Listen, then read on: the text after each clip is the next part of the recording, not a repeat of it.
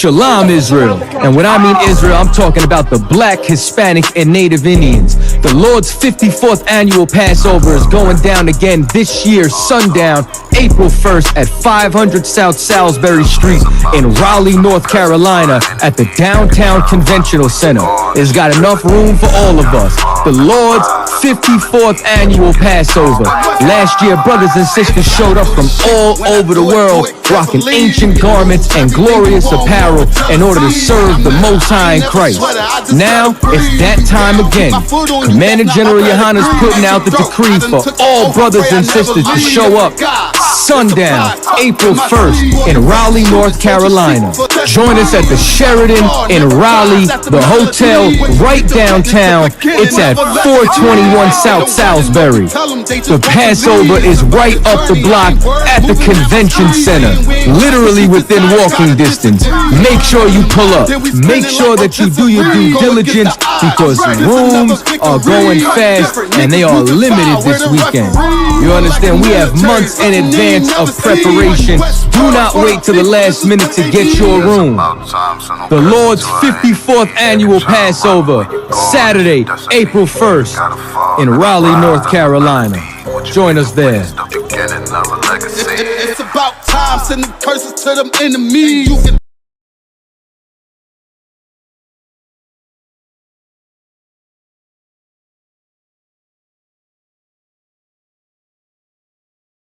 If I die for my niggas, it'll be an honor and a blessing. Better watch how you stepping, cause brotherhood is a weapon. Brotherhood is a weapon. Better watch how you stepping, cause brotherhood is a weapon. If I die for my niggas, it'll be an honor and a blessing. Better watch how you stepping, cause brotherhood. I lay my life down right now for all my sisters and brothers, because I love them. I see them, dap them and hug them. It's amazing to see how well we adapt from the struggle. Born again from a life of sin, trapped in the gutter. My mind frame was to kill my own kind. Feeling inferior, waking up ready to die.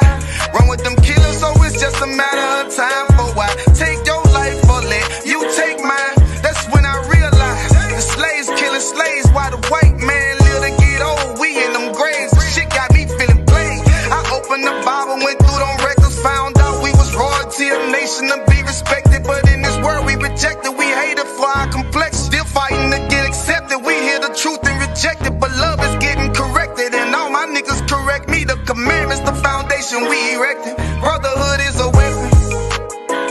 Brotherhood is a weapon. Better watch how you stepping, cause brotherhood is a weapon. If I die for my niggas, it'll be an honor and a blessing. Better watch how you stepping, cause brotherhood is a weapon.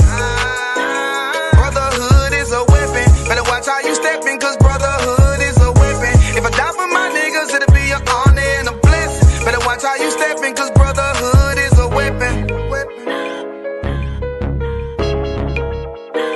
Hey, hey. Hey, hey.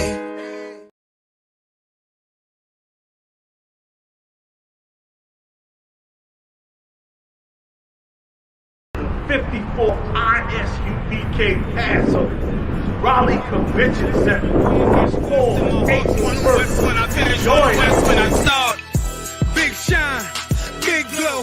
I be gone till November, let my bitch know. I'm back by the winter, bubbling like Crisco. I need my pockets all swollen like a lymph node. Talking out the side of your neck, get you a slit throat. I stay broke, don't care if I got a million. Looking down on me, I put your brains on the ceiling. Fuck kicking down the door, we bout to demo the building. Fake cats all in these groups, I wonder who ya. Shoot ya off your pulpit, hallelujah. 4-pound gun young and down like it's a cougar. On my feet, combat boots, or is it Puma? Words spreading around about me, none of it rumor. All truth, very big facts, very large caliber on very small gaps. Compact pistols, ladders, and all that. About to throw the switch in the Nina for rapid fire. Got the 5.7 equipped with the magnifier. Boom shakalaka, equipped with the rim rocker. We ain't really got beef, yeah, Ramak would have been shot you. The best rhymer, since Pac and Big Papa. Big llama, big juice, I'm Big Jamba. Quarter tank of gas, I'm a big Jamba. My shot, it was far from the wall.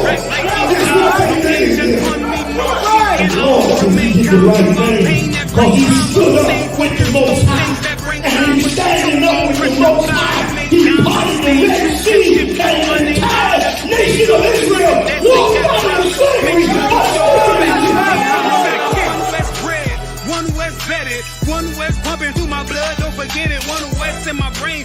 West in my heart, one West when I'm finished, one West when I start.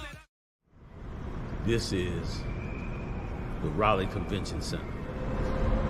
It's a big lobby too. Yes, sir. Yeah. Convention Center, taking it to the next level, worldwide. Yes, sir. So these are the two escalators. Yeah. Yes, sir. Yep. It's two here. Coming So up. we'll be A and B. Right? Right. So A and B. So we'll have from here to the back there. So Coming up. restroom. So back A and there. B. Yeah. Okay. Okay. So from here, I believe. They said that corner, that corner, that. Huh?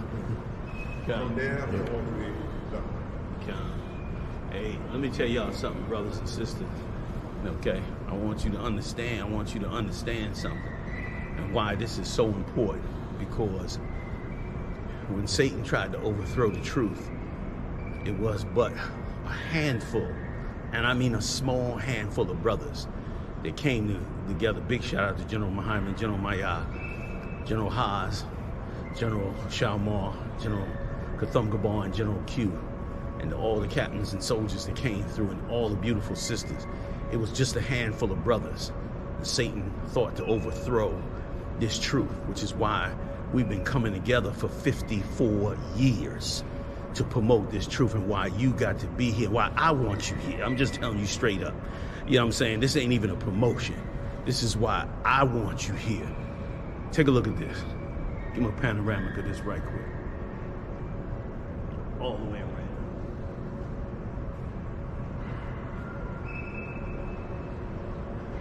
And once again, this is a mark of what this truth has done for us and what the Lord have done for us. This wasn't done by man. This was the Most High doing this, because he handed us this truth and we held on to it. And it's a beautiful thing, and I can't wait to see y'all April 1st. It's going to be amazing.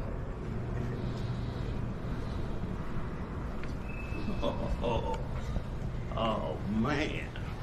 This is just what we need. And I see why they said that we needed that level of sound. Because to reach this room, to fill this room, you need some serious sound. You know what I mean?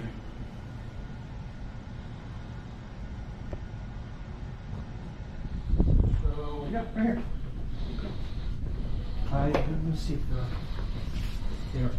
Anybody in here? Good. Appreciate it. Yep. So this would be the male dressing room. Male dressing room. All right. Oh, it's nice size too. Okay. Yeah. All right, fam. This is a perfect male dressing room. You got bathrooms over here, showers. Turn around. You can take a look at that. I'll get in here and get set up. So do exactly what you need to do. You know what I mean? And once again, it's deserving of the brothers who have been so strong to hold us down for you to be just as strong and join them April 1st. It's an amazing thing. That's it. All right.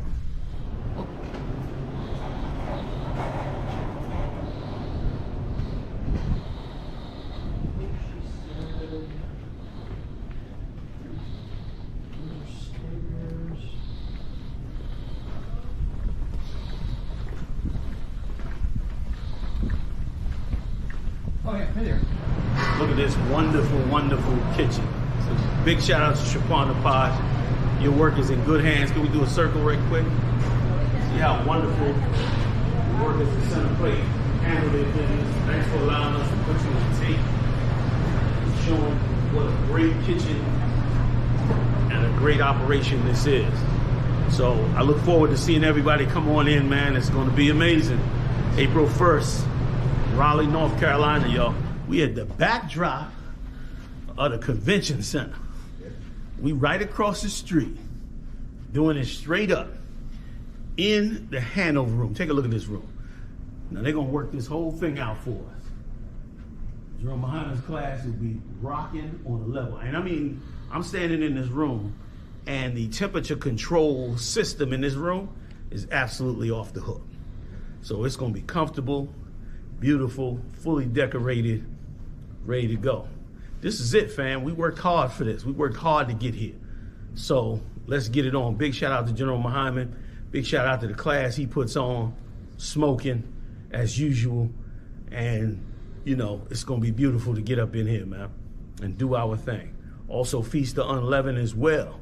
We'll be getting together and bringing this brotherhood and sisterhood together. We got to fight to bring the 12 tribes together. You ain't going to bring the 12 tribes together without a battle. You got to go to war to bring them together. Christ said, bring them two sticks together and tie them together. Everybody make it out, man. We doing it up April 1st, man, the whole week. Whew, it's going to be beautiful. All right, yo. Yes, sir. Like anything, if you want to accomplish anything, especially in the truth of the Most High, you warn against all the spirits that would like to see you destroyed and like to see it fail. But through the grace and mercy of the Most High, great men have stood the test of time to create great things for the Most High. And this is no different. This is no different. This is a war and a battle to bring this truth where it should be. And boy, the men and women in this truth are continuing to do an amazing job. So, see y'all out there. War up, April 1st. Get it on.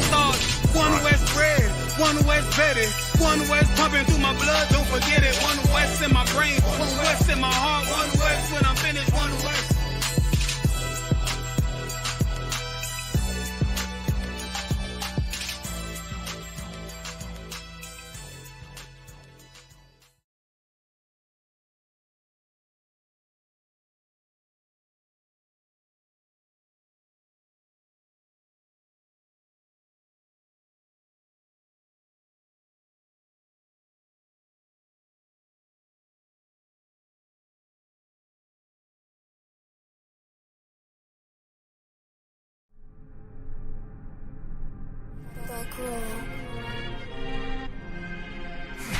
I.S.U.P.K presents the 54th annual Feast of Unleavened Bread.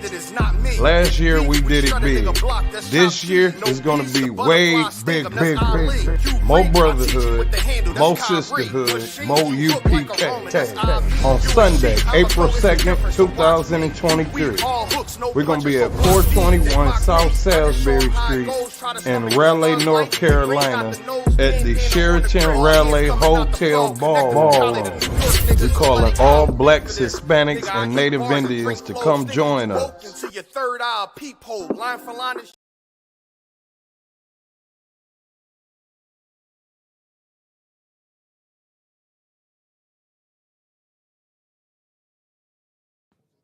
Oh yeah, it's going down. Join us for this year's All Black Party, hosted by Commanding General Yohanna and the I.S.U.P.K. This year, it's going down in Durham, North Carolina at the Durham Armory. Last year, brothers and sisters came out from all over the world. It was a packed house to celebrate the 2022 Hebrew Academy graduates. These brothers faced life and death, and as a result, they were honored on this night for their sacrifice and their victory at the gauntlet. But wait, this year, it's going down. There will be a Hebrew concert featuring Captain Akai, 144 the Rebel, King Ty, Captain Ty Ward, One Westworld,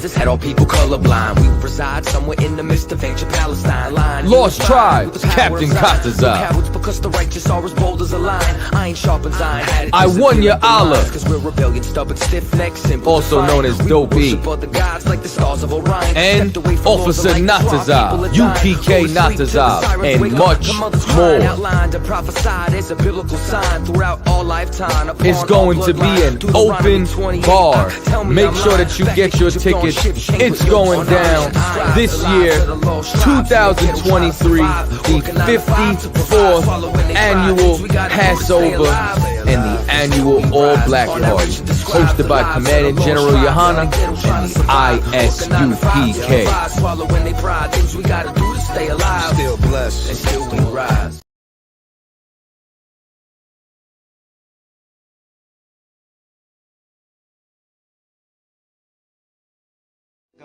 Hey, Shalom Israel, this is a public service announcement to all the sisters out there. Y'all already know what time it is. Them Passover corsages is blooming absolutely right this year. If you a married sister, rock that red corsage. And for all the single sisters out there, the white corsage was made just for you. Stop playing. You cannot be Passover ready without rocking one of these. Just $10 to complete that fit for the Lord's 54th annual Passover. Pre-order yours now. Click the link below for more info. For just $10, I got a feeling that this is just the right batch of flowers to have you looking on point and official.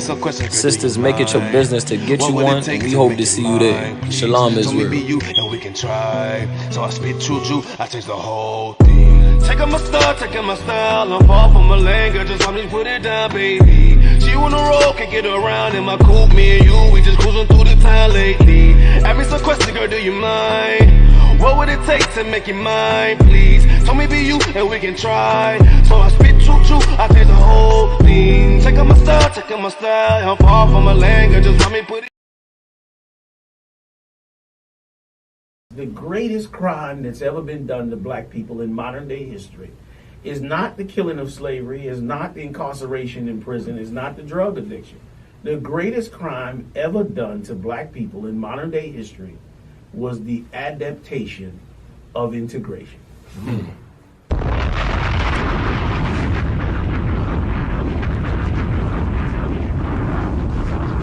Integration, while praised today as the greatest thing that happened to us, actually became the greatest nightmare for us. I must confess that that dream that I had that day has at many points turned into a nightmare. And we got wiped out.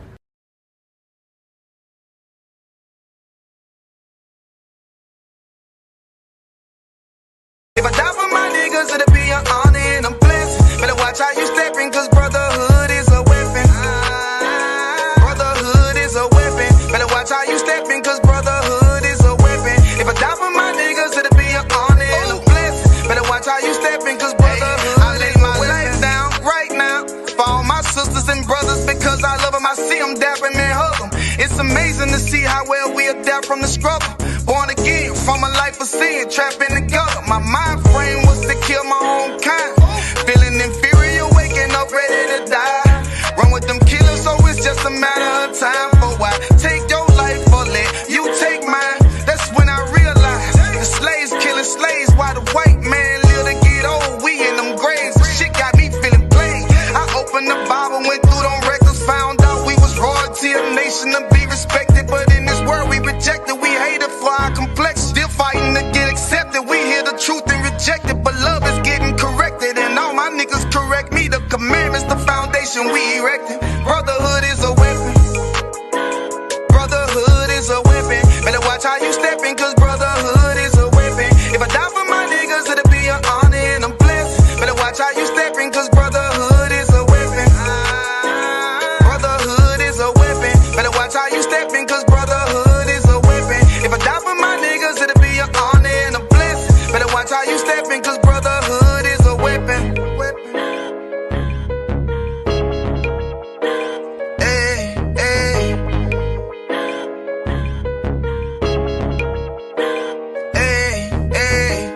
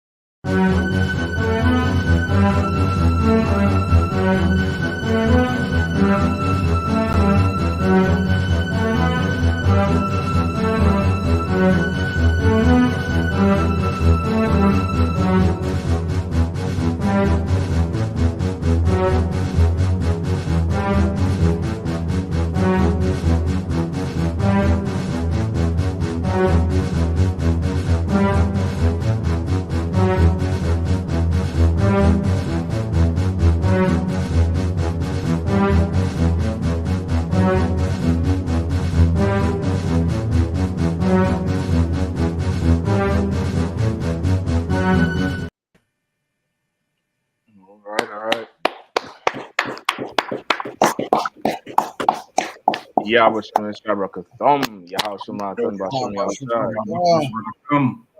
Hey, what's going on out here? Y'all I hear the sewing machines going. I hear the stud gun going. I hear the glue gun going.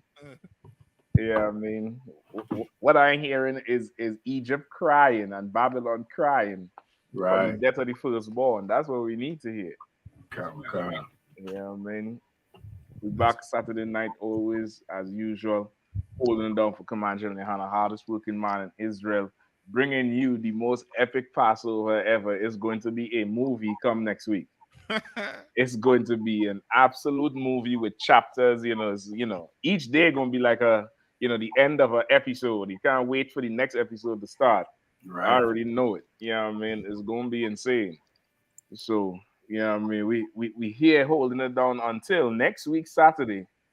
If you're not in Raleigh, boy, yeah, I mean, count yourself short. Right.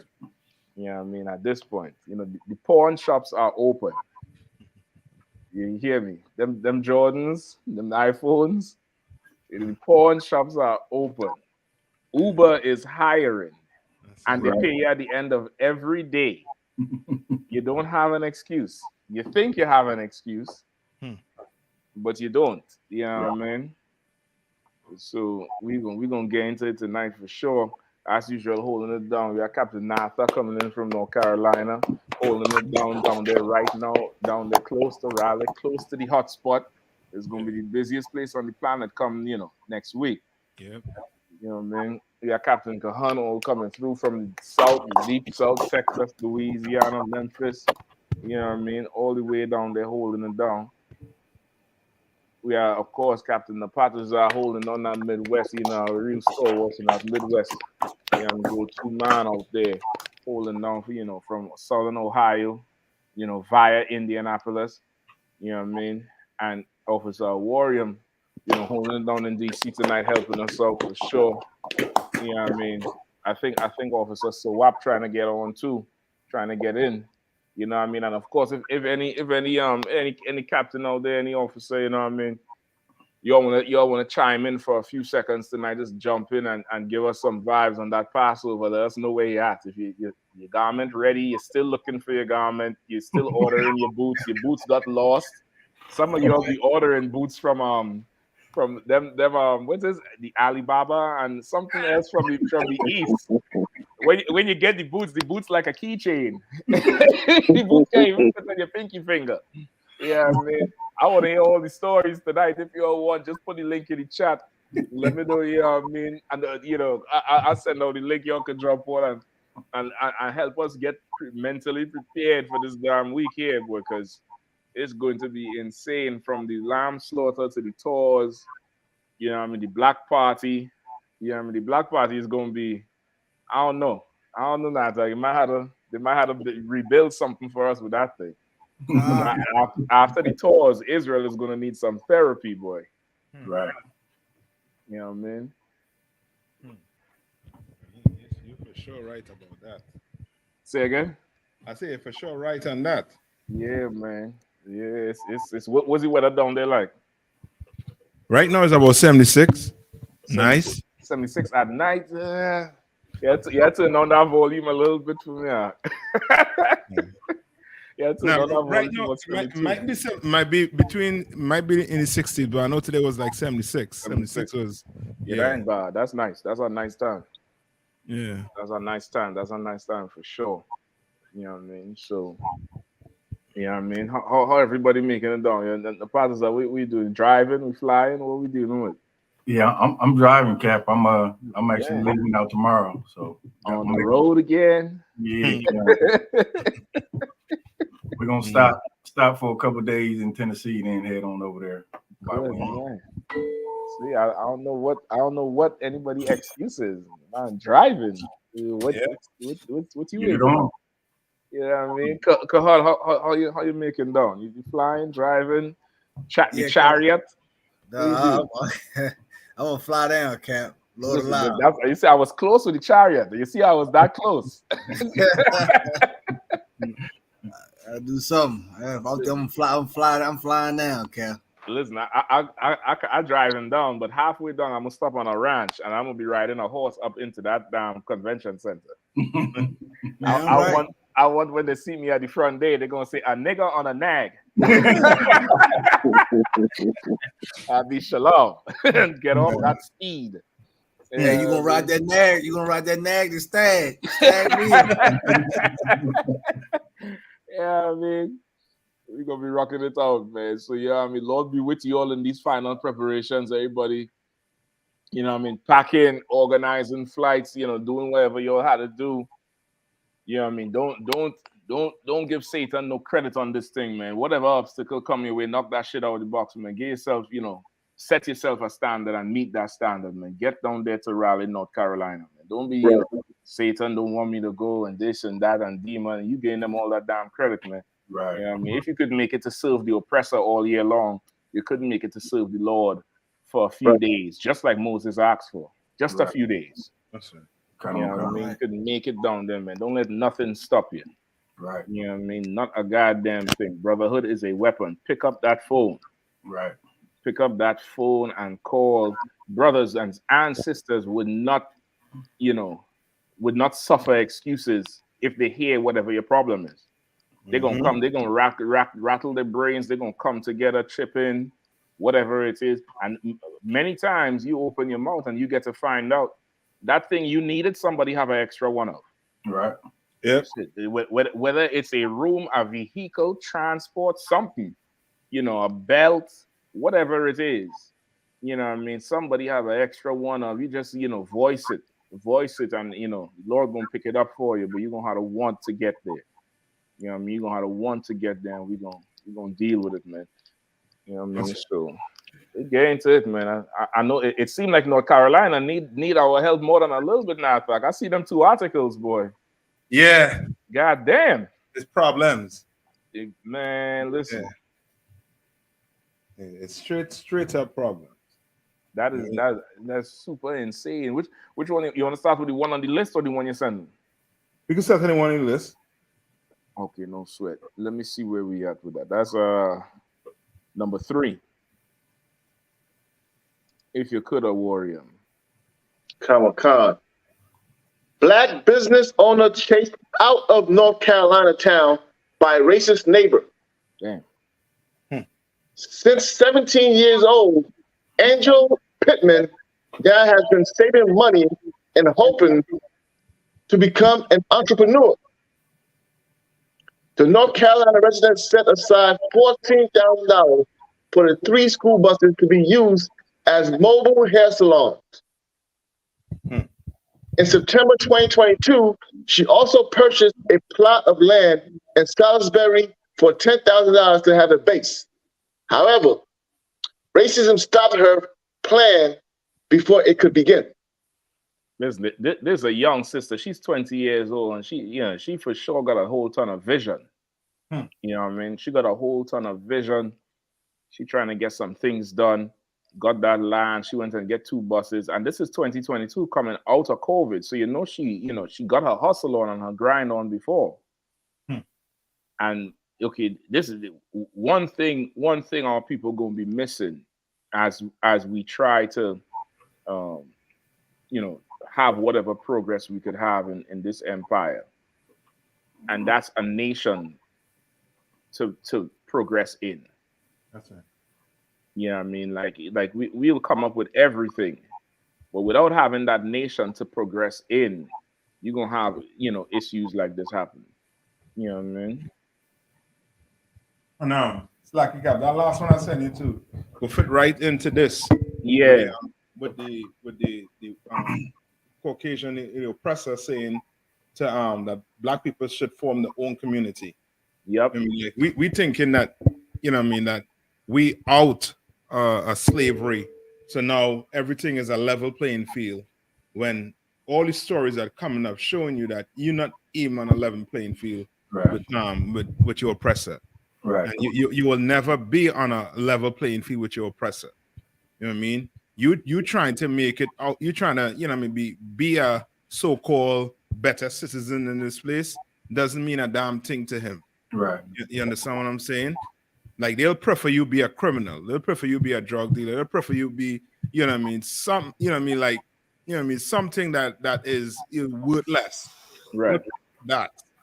Then you actually try to come up with, you know what I mean, with good ideas like this sister that, you know what I mean, she have an idea. You could tell, you know what I mean, she you know what I mean, she had a hustle on, but with all that hustle and no manpower, it ain't gonna make no, you know what I mean, they go just come and take it from you. Right. Thank you, Lord, for coming on GEN.YAHANNA for building, you know what I mean, this school. That's right. You meet sisters who come up with ideas like that will flourish. Yep. You understand? That's it. If I could, sir. Yeah, please. It's like when you hear these stories, it's almost like we're 50, 60 years ago. Like stories like this is like you would think like this happened back in the day. This is happening in 2023 right now, where like to Captain I.S.U.P.K's point, we're supposed to be in a post-racial environment, and of course the oppressor is slapping us every day in the face with the same racism that he's had from back then. And what's even more disgusting, you get black people with the voice, somebody like a Don Lemon, and say, well, black people, you want to improve, you want to get better, pull up your pants and stop littering in your neighborhood and all these things that don't matter. The oppressor don't give a damn about if we pull up our pants. None of that matters. The only thing they want to do is destroy what we're trying to build. And they've shown that generation after generation after generation. Right. Right. And that's a heavy point, as if these other nations, their communities is clean and in order. Most Chinatowns is nasty as hell. Ain't nobody telling them clean up the streets and sweep. You know what I mean? Then forget about the East Indian and them. Nobody ain't saying to these other nations, you got to get yourself together. Right. You know what I mean? They say it to us, but racism, people want to get away from it, but it's the key, is the root of all the problem, and at the same time, it's the solution. You know what I mean? It's what everything is, and it's they will describe it as the racism, but it's the segregation that needs to happen. You know what I mean? There's a certain segregation that absolutely needs to happen for each nation to have a foothold or have a position where they could function as a nation. Like your next door family, you everybody who live in your neighborhood or on your block, y'all don't share the same facilities. Right. Y'all don't break the food down. Y'all don't, one family use everything and the other family pays the bills. That don't happen. And because of that, because there's a boundary, because there's, everybody had to sort their own thing out. You have now, each house would thrive on its own, and you would also have be able to bargain with your neighbor for something. You'd be able to, hey, I need to get this board from you. Can I do this? You'd be able to negotiate across the fence. And our oppressor, he done integrate the whole world. America done get integrated into a melting pot, or he tried to, but really just took away the boundaries, where now the boundaries come forth with finances and ownership of businesses. Like we integrated in terms of the labor, our labor to them. But when it comes to us benefiting with the resources, there's really no integration at all. There's oppression. There's absolute oppression with the thing. And now, you had a young sister here. She trying something. She definitely trying to get something going, but it's ridiculous. You know what I mean? It's an absolutely ridiculous thing. You know what I mean? Shalaki, if I can, Cap. Yeah, please. Just to add on to what everybody's bringing out about this situation, and as far as black entrepreneur, what they call being an entrepreneur, or adding something to your community. This is what happens when you try to build a better world. This is what happens in this world. I had a white man tell me a while ago, I'll never forget it. He was talking about a perfect world, and if this was a perfect world, well, this is your world. Why isn't it perfect? Why isn't it? Why do we have to hypothesize or go into quote unquote theory on if it was a perfect world. We see what this world has done to perfect people, namely our King Yahushua. This world don't deserve perfect people, which is why Christ said to be in the world and not of it. Because you can't fix this. The problem with our people is we want to fix this world instead of build the one that Christ died for. That's the problem. And that's what Captain Nathak said. Like these, and this is why it's important to get down there to North Carolina for the Passover, because you got a lot of geniuses in Israel. I'm gonna just keep it real. They had two sisters down here in New Orleans, then broke a mathematical code that they've been trying to break for over 2,000 years with the Pythagorean theorem. In the middle of hell, they proven something, a mathematical problem that mathematicians that went to Yale and Harvard have been trying to prove for over 2,000 years. Good night. You understand? Like this right here just goes to show you the ability and the, you know, a lot of sisters say black girl magic, but just Israel having the ability to do certain things. What we do just this is natural. You know what I'm saying? Now Amazon to take her idea. Imagine like what she's doing with being a mobile hairstylist. Somebody's gonna take that model and use it. She's getting chased out of a town. Can't even get it the ball rolling. You know what I'm saying? Which this is terrorism, I might add. Yep. This is the domestic terrorism to go to destroy somebody's property and business. I mean, this person should be arrested. Yep. You understand? But this is what goes on. This is why we need to flood North Carolina. You know what I'm saying? Join Commander GEN.YAHANNA, Captain Nathak, you know what I'm saying, down there in North Carolina, man, to get this thing ball rolling, man. Because we got a lot to deal with, man. You know what I'm saying? And this is our business, the Lord's business. You understand? That's the umbrella we got to get under, man. Otherwise, everything we gonna be like, prey. We're gonna be prey to the predators. Yep. You know, this is a sad story, man. But I'm sure this sister here has gotten some legal counsel, more than likely. You know what I'm saying? And I don't know if they got a GoFundMe for this sister, but all her property is destroyed. For what I read in the article, all the things she saved up for are destroyed because of racism, because of white supremacy. But we the hate group. It's like I yield. Yeah. If I could, let me play a little bit more of not a little bit more, but there's this clip from a news, I guess a news, the way they covered it on the news, and they gave you some more insight into what was going on.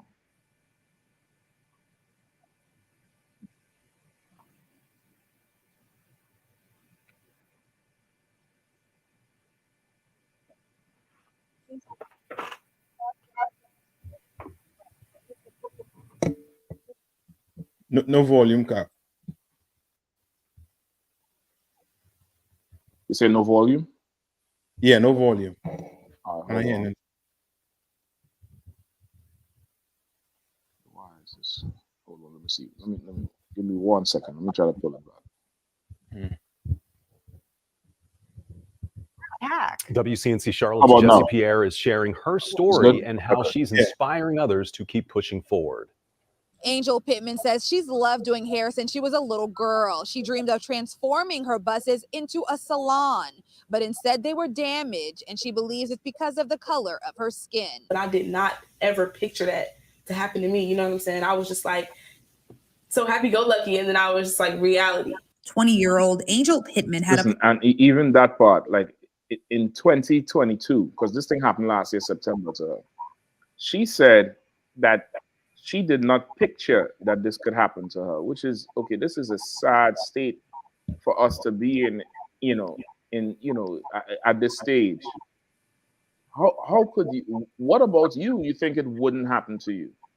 Right. Like I don't understand how, are you different from your forefathers and foremothers?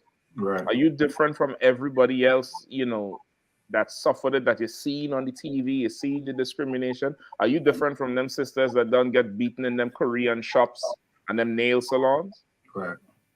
Like if we don't stop, if we don't start seeing ourselves in each other, we're gonna continuously walk into these type of situations and be shocked. And and it's so heavy. Like these stories really bring out the curses, because Yeah. the curses say you will have astonishment of heart. And she said, I couldn't believe this was going to happen to me. Right. You know what I mean? Let me just pull it back a little bit right there. You know what I'm saying? I was just like, and she believes it's because of the color of her skin. but I did not ever picture that to happen to me. You know what I'm saying? I was just like so happy-go-lucky, and then I was just like reality. 20-year-old Angel Pittman had a plan in motion to have her very own hair salon. I had bought some land and I had bought some buses to put on my land because I wanted to have a tiny home out of one bus, and I wanted to have a salon out of two of my other buses. She left the buses on her property in Salisbury, only to return a week later to this devastation. I'm seeing all of these racial slurs, and then I'm seeing my glass broke. I'm like, this bus that I just bought, that I spent all this money on, now has all these racial slurs on it. I immediately start crying.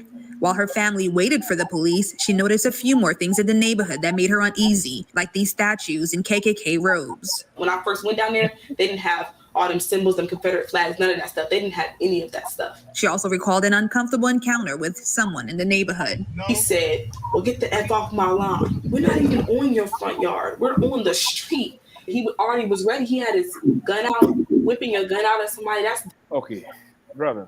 It's so layered, this thing here.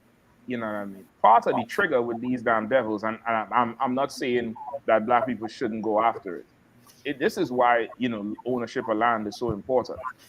Like the buses was one thing with the business, but she brought that land right next to them. Right. And something with these oppressors, we can't own no kind of land, because that land is power. You look at everybody, everybody feel the pinch after the COVID, even before the COVID, during the COVID. But just ask yourself, that rent you're paying or that mortgage, if you could pocket that every month, how different your life would be. Right. Yep. That's by owning where you live. Right. You understand? So, okay, she bought the land, cleared it, then she come with these two buses.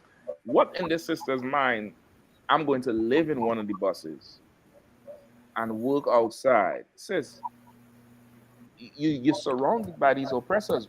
What did you better thank the Lord to just violate the bus and didn't wait till you move in. Right. And violated you on the school bus.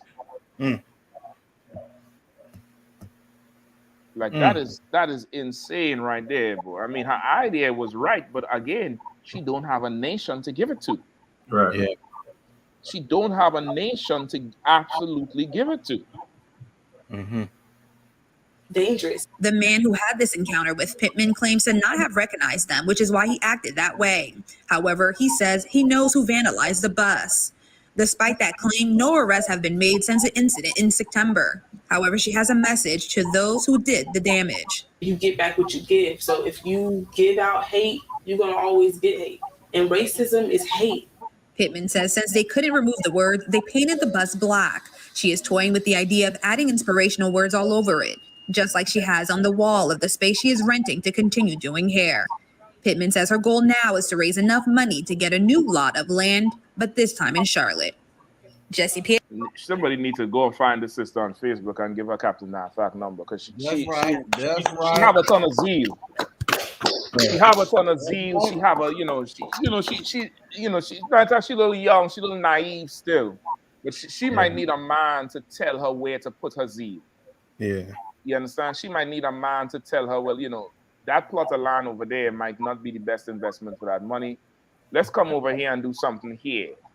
You know what I mean? Or buy the plot there. Don't put buses on it. Right. We're going to hire some, some of them white construction companies to come build, so they see white people and we'll rent it out. They'll never know it's black people who own it. Right.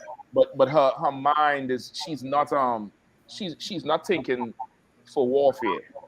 She's thinking so comfortable. And okay, right now she has a ton of resilience in her. She's not broken. Right. Like she done bought the land for 10 grand. It's hers. So which means she know how to go find the deals on these type of properties that probably in behind on the taxes or whatever. But she paid real cheap for that land. And then she already have in her mind at 20, I'm gonna work and get more funds to go get more land. She Right. have a ton of zeal, but I ain't hearing nothing about no man involved. Right. If I You could, know sir. what I mean? Please, Yeah, I mean, if you're watching this show right now and you are against the I.S.U.P.K, you should look at this story and really take a look in the mirror and say, what's wrong with me that I don't want to listen to the men of the Lord? Because if people would understand, a scripture like 2 Thessalonians 2:3, where you got to just remove the veil and see who the devil is, man. You got to see who this oppressor is. You got to see what this man is for what he is for who by his actions, right? Right. And it's so important the work that we do to go out and say that the white man is the devil that the Bible speaks of. That's right. That is so important to say, man, because if you would know that, you would know, hey, like you saying, sir, it's like I need brothers that, maybe I can hire brothers to protect this land, or maybe something different, right? Just me buying land, and just like the couple out in Colorado or Utah, I can't remember exactly where they were. Yeah, like you gotta have some ranch hands or something. You gotta have some gunslingers, Yep. It's like nothing is attained here without the Lord and without warfare. It's so important what we go and do and tell people this is the man right here. This person right here, don't be deceived by his soft words. This is the man that seeks to destroy us, and he will never change. Yep. You so right, you absolutely so right. Go ahead, Khan Salaki. There's an old saying that they say in the South that strong gates make good neighbors. And it's spiritual because the gates thereof languish with us. Right. That Sister Angel Pittman, she met the devil that day. Right. You see, you got to see, the thing is, the UPK, we always say that, and see, what you got to understand about the priesthood is that when the administration of the law governs all aspects of our lives, including business. A lot of brothers and sisters need business consultations. You know what I'm saying? If you have any assets, you need protection.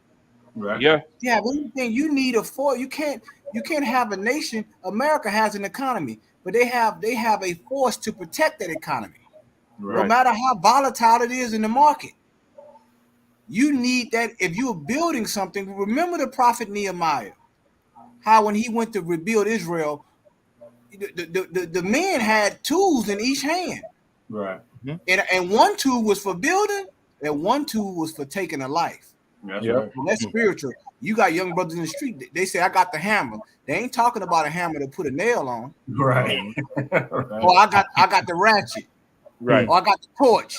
All them are tools. That's how we talk. But they both had a tool in each hand. You understand? Yep. And that is how we build. The Lord is showing us it through the prophet. This when you rebuild, this is how you build. One hand is for building, one hand is for destroying. Right.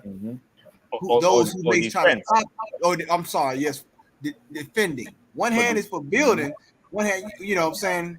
Y'all get the picture, you know what I'm saying? But that is how we build. You don't build with both hands. You can't have a hammer and a nail in both. You got to have one man putting the hammer down, the other one got the nail, the other one on, one hand on. You know what I'm saying? And that's how you build, and that's how we gonna rebuild now.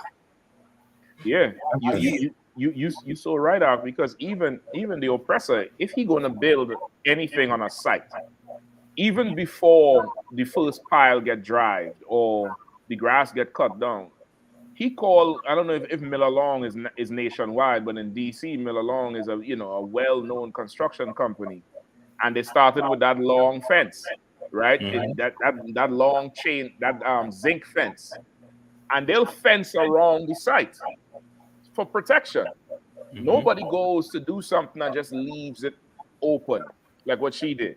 Now, once again, I ain't trying to trash your sister or nothing, but now is not the time to be, to go solo with ambition. Right. Now is not the time. Ambition could be very, very deceitful because it feels good. Achievement feels good. You want to make sure, and you want to temper yourself with that thing, because that ambition you could ambition yourself straight into what's going on here. Like Look what she was going to sleep in a bus, not a door where you can have a deadbolt. A bus where you could kick in 2 folding doors like a damn piece of paper. Look at what she was going to sleep next to, brother. That's right. And you realize Mary statue in the middle there too, right? Mary, Mother Mary. That's a good point, Cap. Yep. Christianity is the centerpiece that we have here. She'd wake up with a flag between another flag, a cross on fire in between them 2 buses. Right.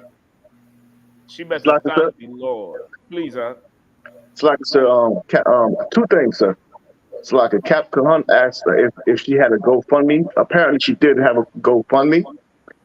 As I'm reading the messages or the comments, somebody says, some devil says she received over 80,000, which was over her GoFundMe goal.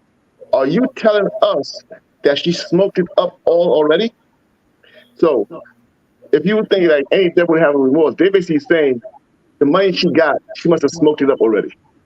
Good night. Right, to show you the idea of her. And she also said something when she was speaking. She says, if you give out hate, you get back hate.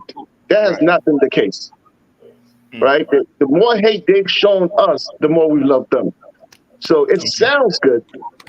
It sounds right, but she said we give out hate, but that's only for amongst us. And these devils never receive any hate.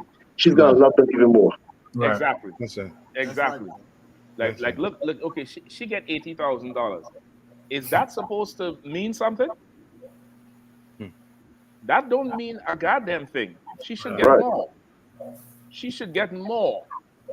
Like that. Okay, they like to put a price. Like they would say, because we're so oppressed, they would wave that 80,000 in front of our face, and to the average person, $80,000 is life changing because we that oppressed. When $80,000 is really no kind of money, but it's life changing. And now we supposed go ahead, please. I hate to cut you off because you're so right. Because I don't know if you all heard in the news that San Francisco, I believe, was trying to get reparations in the worth of $5 million. Right. And Fox News was making fun of it. You know what I mean? Like, you're going to give these people what, $5 million to do what? Right. You understand? Just like as you're saying, like 80,000 is nothing. 80,000. Yeah, I mean, of course she gonna smoke that out. That going up in smoke. No, listen, I wouldn't even in the economy. You're right.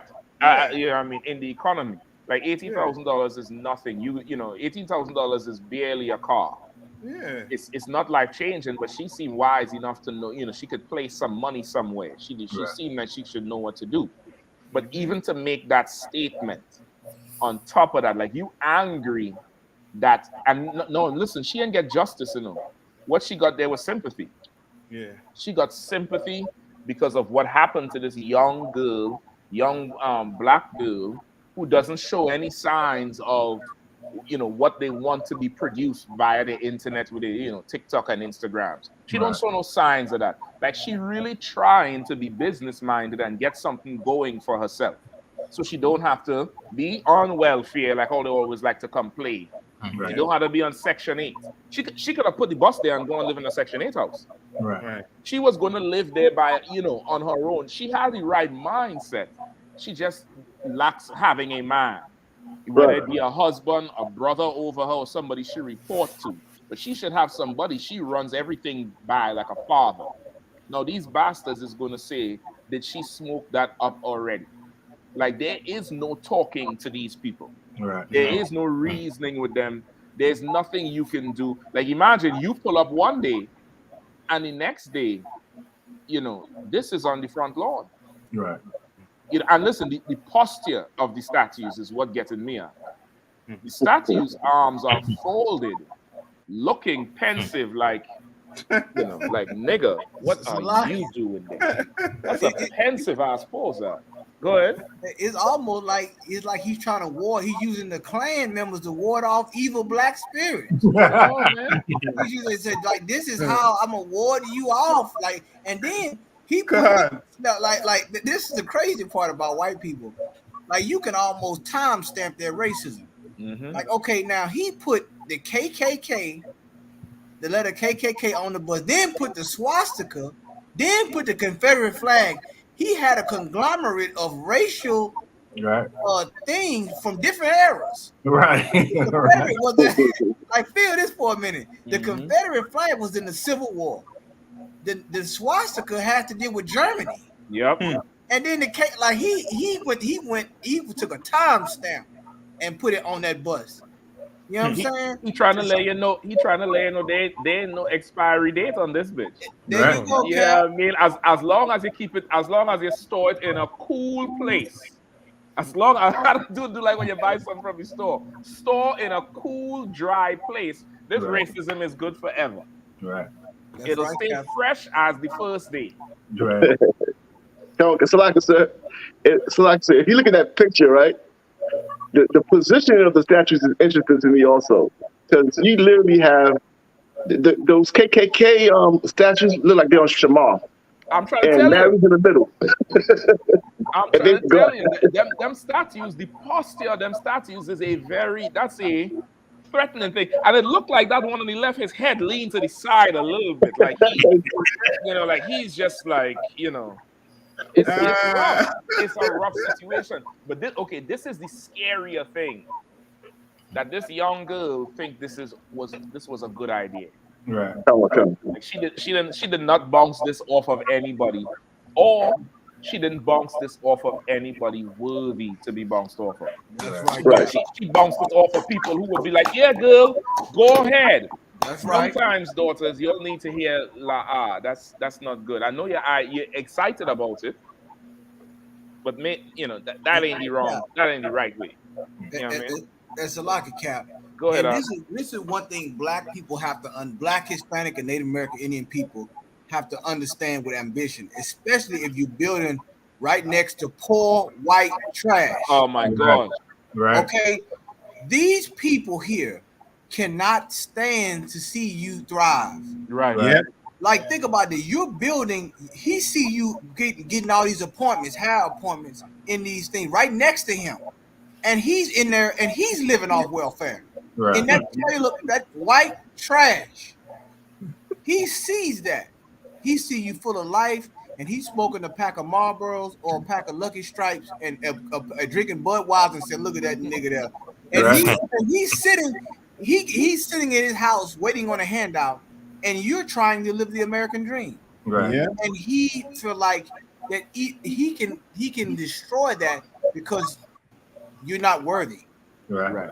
Like it belongs to him. And if you're trying to look at this poor white he got a Halloween pumpkin, a Jason mask. I mean, you could just tell this is some trailer park trash. Look how skinny he is. He's probably on drugs. Yeah. Meth. Yeah, meth, crystal meth. Yeah. Right. All that meth they running through that in them Carolinas with the drug addict white people down there, man. Yeah. Right. This is what goes on. They don't want to see you thrive, man. They hate you, which is why what Captain Meshach is so paramount to our brothers and sisters. The Bible says, "Without vision, the people perish." Right. Vision is more than ambition. Vision is preparation. Yeah. It's not just you being able to see. You have to see the lay of the land and know that you're behind enemy lines. Yeah. You need consultation. That's right. Contact a priest in the I.S.U.P.K. Yours truly, the Israelite School of Universal Practical Knowledge under command of Gen.YAHANNA. That's right. That's Black here. Let's a few things too. That's them statues. Them statues act like scarecrow. You know what I mean? You pass scarecrow in the fields to water them crows on them. Yeah. The oppressor, he puts a clan, statue outside to scare you off. You know what I mean? You better not even come close to around here. And also just to go in on to Hunt Point, like is almost to a point where like this is why America is America. You understand? Without us here to hate, they will be fighting each other. Right. Yeah. Because they need something to, they need something to look down at, to fight. Right. They need something to kill. You know what I'm saying? And they need something to slaughter. Yeah. And without that, they will literally be fighting each other. You know what I mean? America has not, since they've been in conception, has not been, how to put it, dormant when it comes to war. Right. This place is just about killing, about oppression. And now, as Kahan saying, this poor white oppressor, this trash oppressor, he sees that, and in his mind, that cannot go on because I'm gonna have to walk out my house every day and see this progressing, and I'm, as I say, home smoking on a Lucky Strike, whatever, Yeah. a Marlboro, you know what I mean, and waiting for welfare. And this young girl coming up making all this money, and I can't get that. Nah, you gotta go out, leave from here. And as Christ said, a nation divided cannot stand. And then that's what you're seeing. Right. You understand? If I could, sir, the other thing that's this is for all you big head Negroes that talk trash about the I.S.U.P.K and think that education or finances or all the other BS is the solution to saving black people. You big head Negroes shouldn't have nothing else to say, because here's yet another example of black people trying to pull themselves up. Right. And what happens? The oppressor come tear it down. Don't try to feed us this BS no more about we need finances and we need education and we need this, we need that. What we need is to be rid of you goddamn devils. Right. That's what we need. We need that, and we need it ASAP. Listen, like total separation. Because now, in fact, what you saying there is so right too. Because okay, I saw a video a couple of weeks ago with this YouTuber, right? This YouTuber was he moved into some area. I forget exactly where it was, but he moved into some area, brother, and the he makes a ton of money. His channel is big as shit. And he had the area he moved in is like a ton of mansions and all that type of stuff over there, right? And every weekend, somebody would come and steal his motorcycles and his dirt bikes and, stuff like that. And he set up cameras to be able to see who would be stealing the stuff. And hits his neighbor right across the street. And he called the cops, brother.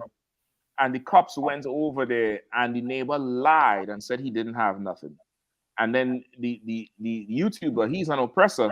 He showed the cops the footage, and then the cops went and opened the garage. And brother, all the bikes, all the crossbows, all of the stuff there. And the oppressor came out and said, "Yeah, listen, man, I'm sorry. He said, I'm gonna look for the video too, brother. He said, I was taking this pain medicine and I wasn't myself that day. And don't you know, this young YouTuber forgave the brother, forgave the devil. And the cops is telling him, the sheriff, everybody out there is like, you sure you want to do this? We have everything here. He have, X amount of thousands of dollars. This is an easy case. The camera work. And he said, nah, it's all right. Like they will just tear down each other and fight each other if they can't come after us. Yeah. You know what I mean? Which is why we had to stay out of their jaws. We had to stay out of their reach. Right. We had to stay far from them and stay under the protection of the Lord. Right. A warrior, you had to go find this sister online. I got, appoint some brothers to go find this woman. That's and right. Tell her she needs to contact I.S.U.P.K. in North Carolina, brother. Right. Hey, Cap. Up in there. Go ahead, Al. I learned, I learned a little business from being under General Sharma. Right. A little marketing, but I have plenty of ideas. But I tell you what, we got UPK flags up in this school, and since they want to put a KKK statue out there, you raise that UPK flag on your business property. And they say this property is protected by the I.S.U.P.K. Once they look up and see we on the hate group, we're gonna utilize some of this hate. We're gonna, as they say, we're gonna capitalize on some of this hate. Yep. They'll know, okay, if I go do this, these men that I looked up on YouTube, they may be paying me a visit. Yeah. You know what I'm saying? You pay your tithes, and they may be paying us a visit. I yield. Right. And that's so heavy too, because boy, oh boy, this had me wondering, right? Just wondering how it was for Black Wall Street, like for brothers and sisters building up something, building up a community, and then these oppressors waiting to tear it down. Yeah. Waiting for the date for an excuse. You understand? For, that black in Tulsa, Oklahoma, right? Over some woman oppressor, right? Which never happened. They were just waiting for excuse to go in and destroy it. You know what I mean? That's why you need UPK. That's right. You know what I mean? We will do it the right way under command of GEN.YAHANNA. We're going to form that community, that network, where, as Kahan said, we're going to utilize that hate. Right. You know what I mean? Utilize it. That's you right. understand? That hate, the again, the southern poverty, try to claim, you know what I mean, we are. We had a monopoly on the hate. Right. You know what I mean? We corner the market on the hate.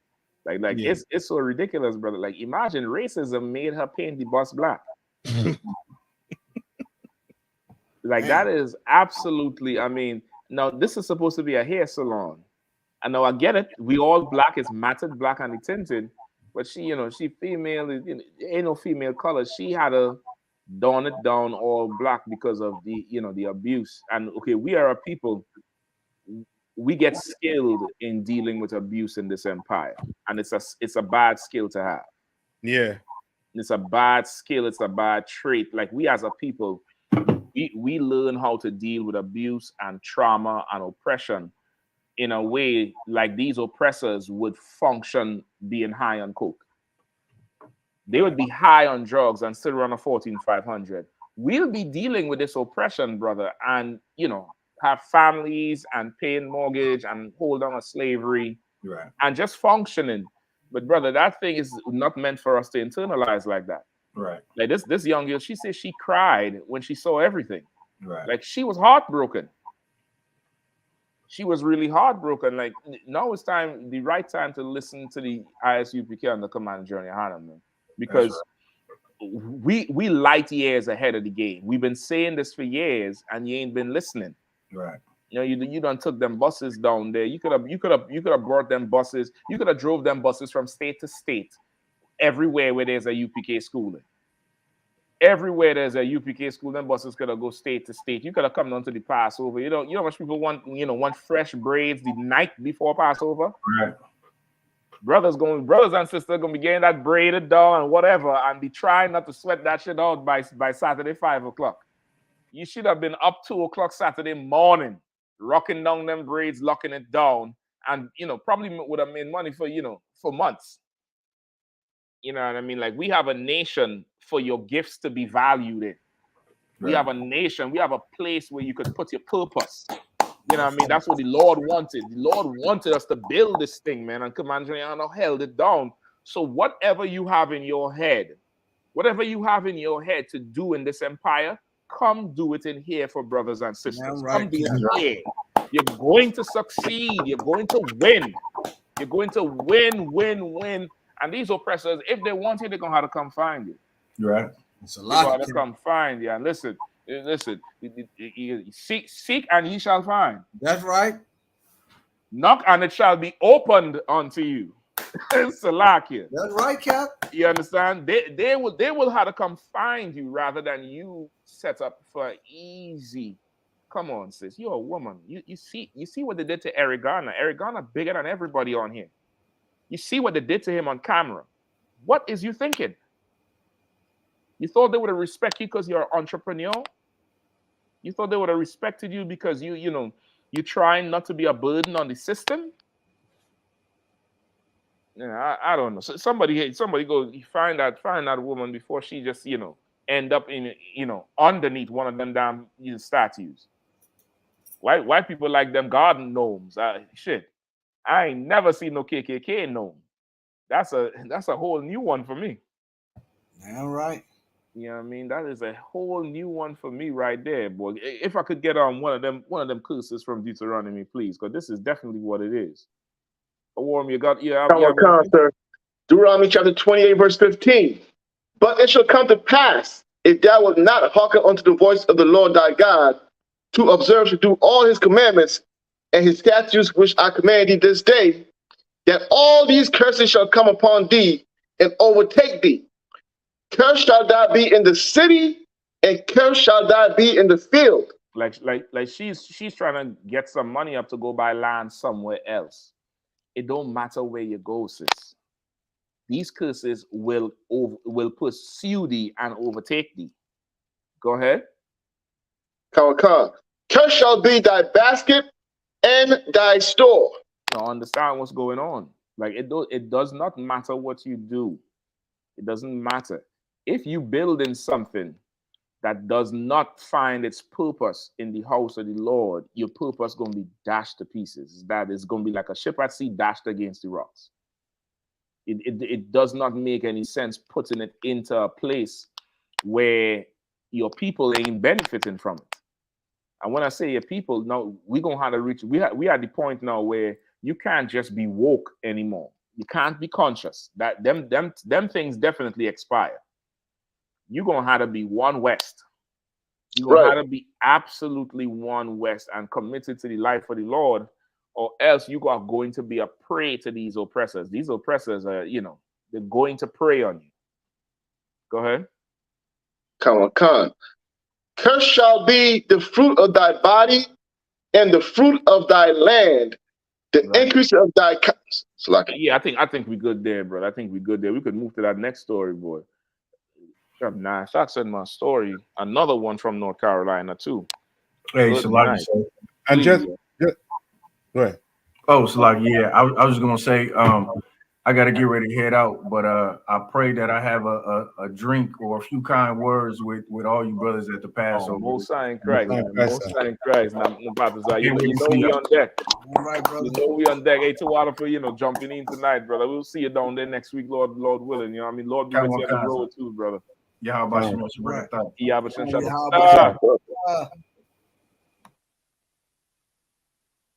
Yeah. Salaki Kap. Yeah. Now, I was going to say too, like with stories like these, you know what I mean, always bring back to mind Martin Luther King. You understand? GEN.YAHANNA, this is all his fault. Yep. You understand what I'm saying? Mm-hmm. You Martin Luther King lovers, it's all his fault. And these so-called black leaders who try to push on black people that, that slavery days is over and that, we all want, the whole works. Your Christian church that try to tell you Christ died for God loves everybody. Right. You understand? Like this is their fault. This is on them. You understand? When you listen to people like that, to leaders like that, you drop your guard. Yeah. You get relaxed and you think that everything is well around you when it's not. Yep. You know what I mean? You're in a war zone and you don't know in a war zone, that's something dangerous. You know what I mean? You could get shot anytime, you could get killed anytime because you don't know you're in a war zone. You think it's time of peace. You're not living in a time of peace, blacks, Hispanics, and Native Indians. Let the Mexicans on the border let you know that. Let the 2 million brothers in prison, give you a reminder that you're not in peace. This is not time of peace. You're in. You know what I mean? You have that mentality. When you go choose your land, you're gonna choose right. You're gonna look at the landscape. You're gonna try to analyze who you're gonna be around. You're gonna try to do your research, some serious research, some serious recon. You're gonna do it. But if you think you're at peace, then land anywhere to you is profitable. That's right. Yeah. They're gonna learn the hard way. That's right. You know what I mean? You'll learn the hard way. Because I think she said that they spoke to her that those things didn't come out when she came around them the first time. No, it didn't. It wasn't out. You understand? Which means, she went there and, and think because everybody coming out and, how Esau is when he passed the oppressor, he smile at you and you think because he smile at you mean in agreement with you. No, that ain't it. That's for you to drop your guard. And once you drop your guard, here comes the clan. The clan statues. You know what I mean? I yield. Oh, Warren, you was able to get the story? No, Warren. I'm gonna let WAP grab it, right? Come. So if you just had to unmute your mic, let me see if I unmute it for you.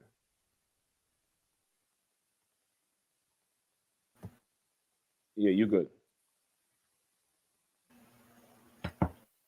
Yes. Yes, so like I say, amen. Yeah, I hear you loud and clear. Right.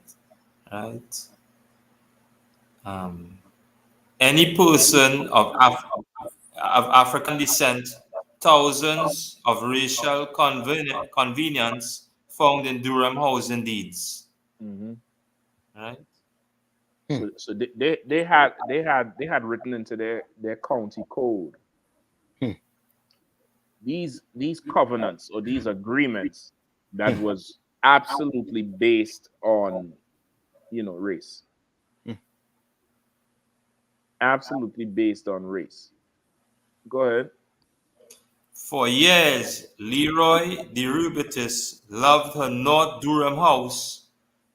It was old and cute and felt like home, but one day that changed a bit for her. The Rubitis found the property for her home and saw a covenant that stood out. No part of the above described property shall be sold, rented, or otherwise disposed of any person of African descent, or occupied by person of African descent, unless as a servant, she read. Well, listen, now I see why that sister went and buy the bus. Because the covenant says she can't get a house. The covenant says she ain't even supposed to be in the house unless she's a slave. Insane. So lucky. Go ahead. But we racist though. Right. This is why we try to tell these uneducated black people and oppressors that racism is prejudice plus power. You have to have power to be a racist. You have to be able to deprive people of land, resources, healthcare, education. These are things that's built into the system. A white person walking around and say, "I'm not a racist." Well, your government is. Right. This is the safeguard to how they keep their racism. They put it into law, quote unquote covenant. But yet we want to make a covenant with them. Yep. You understand? They have a place for you in their covenant. You're gonna be at the bottom. You're gonna be red line. This is what goes on in America day to day. And the more these things come out, which is why they're trying to censor social media right now. But we already in the stream. The truth is already viral now. It's too late. Yeah. The end now. You understand? The Lord said the book is gonna be open. Yeah. So if the book is open in heaven, you know all the books are gonna be open on the earth. Yeah. So it ain't nothing that's done, that's hidden, that's not gonna be revealed. And boy, oh boy, it's gonna be it's gonna be hell for judgment day for these people here. Yeah. You understand? Their own words gonna testify against them. Mm-hmm. I yield. Yeah, that's so heavy. You know what I mean? Because just imagine this. Like black people, Hispanic people, Native Indian people, we think because these things are so-called in the past means that, you know what I mean, somehow they're not like this again. When what that did was put you back over 200 years. You understand? Yeah. That puts you back over 200 years because they know that having a property, having a house it could build generational wealth. And now you back 50 years, you know what I mean? You take that back 50 years and they've been doing that to you.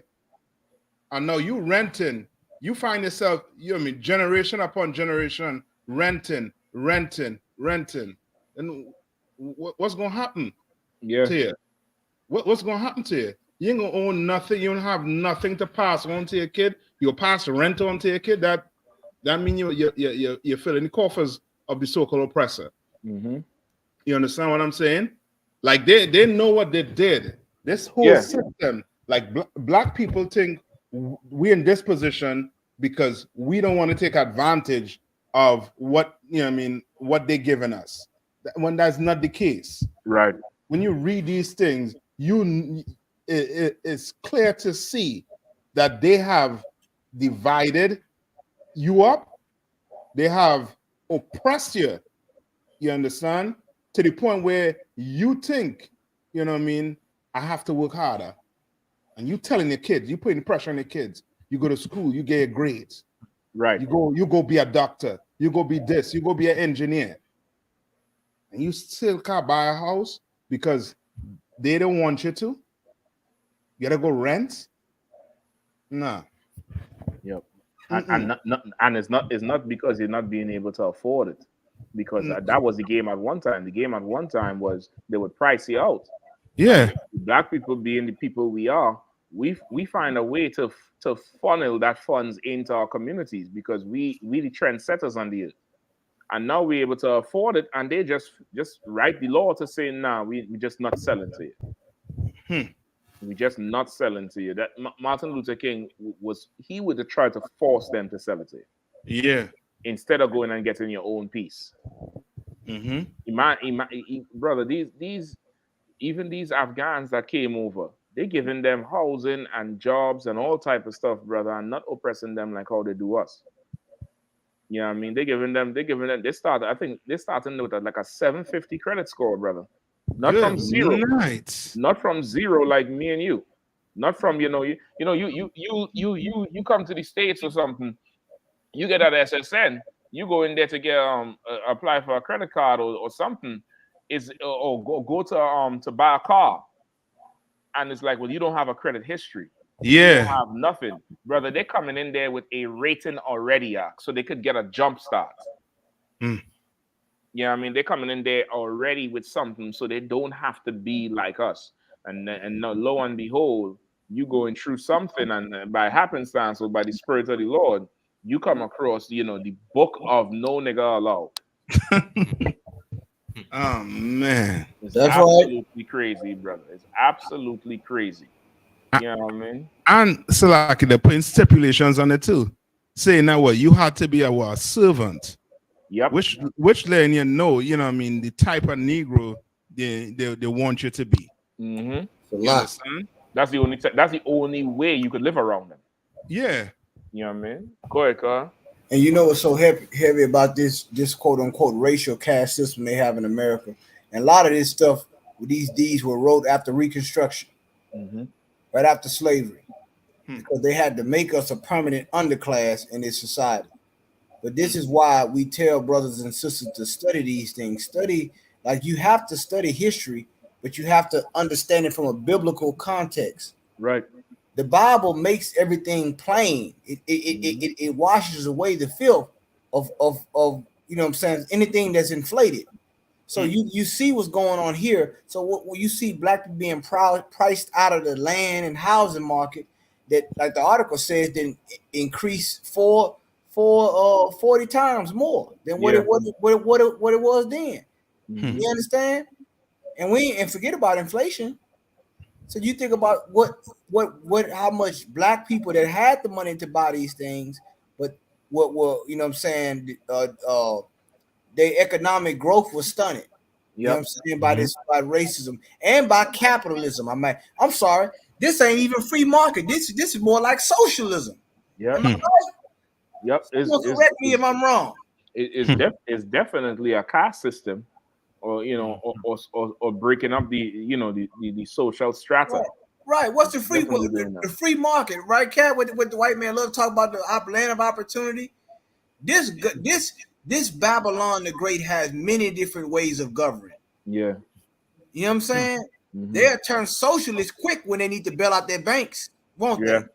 They need to bail out Silicon Valley. You know what I'm saying? They'll be capitalists when they're on top, but they'll turn socialists when they need something else done for them. They need to bail out. This you dealing with Babylon. This Babylon the Great, man. You understand? That's what you dealing with, and this goes to show you for all those naysayers out there who study political science or whatever, they want to get mad with the UPK. Exhibit A, the deeds of Durham County. Explain that. Yep. You ain't got to argue with us. Just explain this right here. Since we're talking about generational wealth and us being priced out of the economic dream. Integration can't even fix it today. No. But you want to argue, you want to send hate mail to Commander General Yohanna. I think you need to reevaluate your, you know what I'm saying, your moral compass. Just imagine, you can't build a house. You can't, you know what I mean? You can't buy a house. You can't. Oh, my word. That is crazy, baby. You buy a bus now, fat. Buy a bus. That's what's going on. She probably came across the deeds. You know what I mean? So I skipped down in the article, brother. There's a paragraph I definitely wanted to read out where it says you get a sense of how African Americans a lot of times were cordoned off.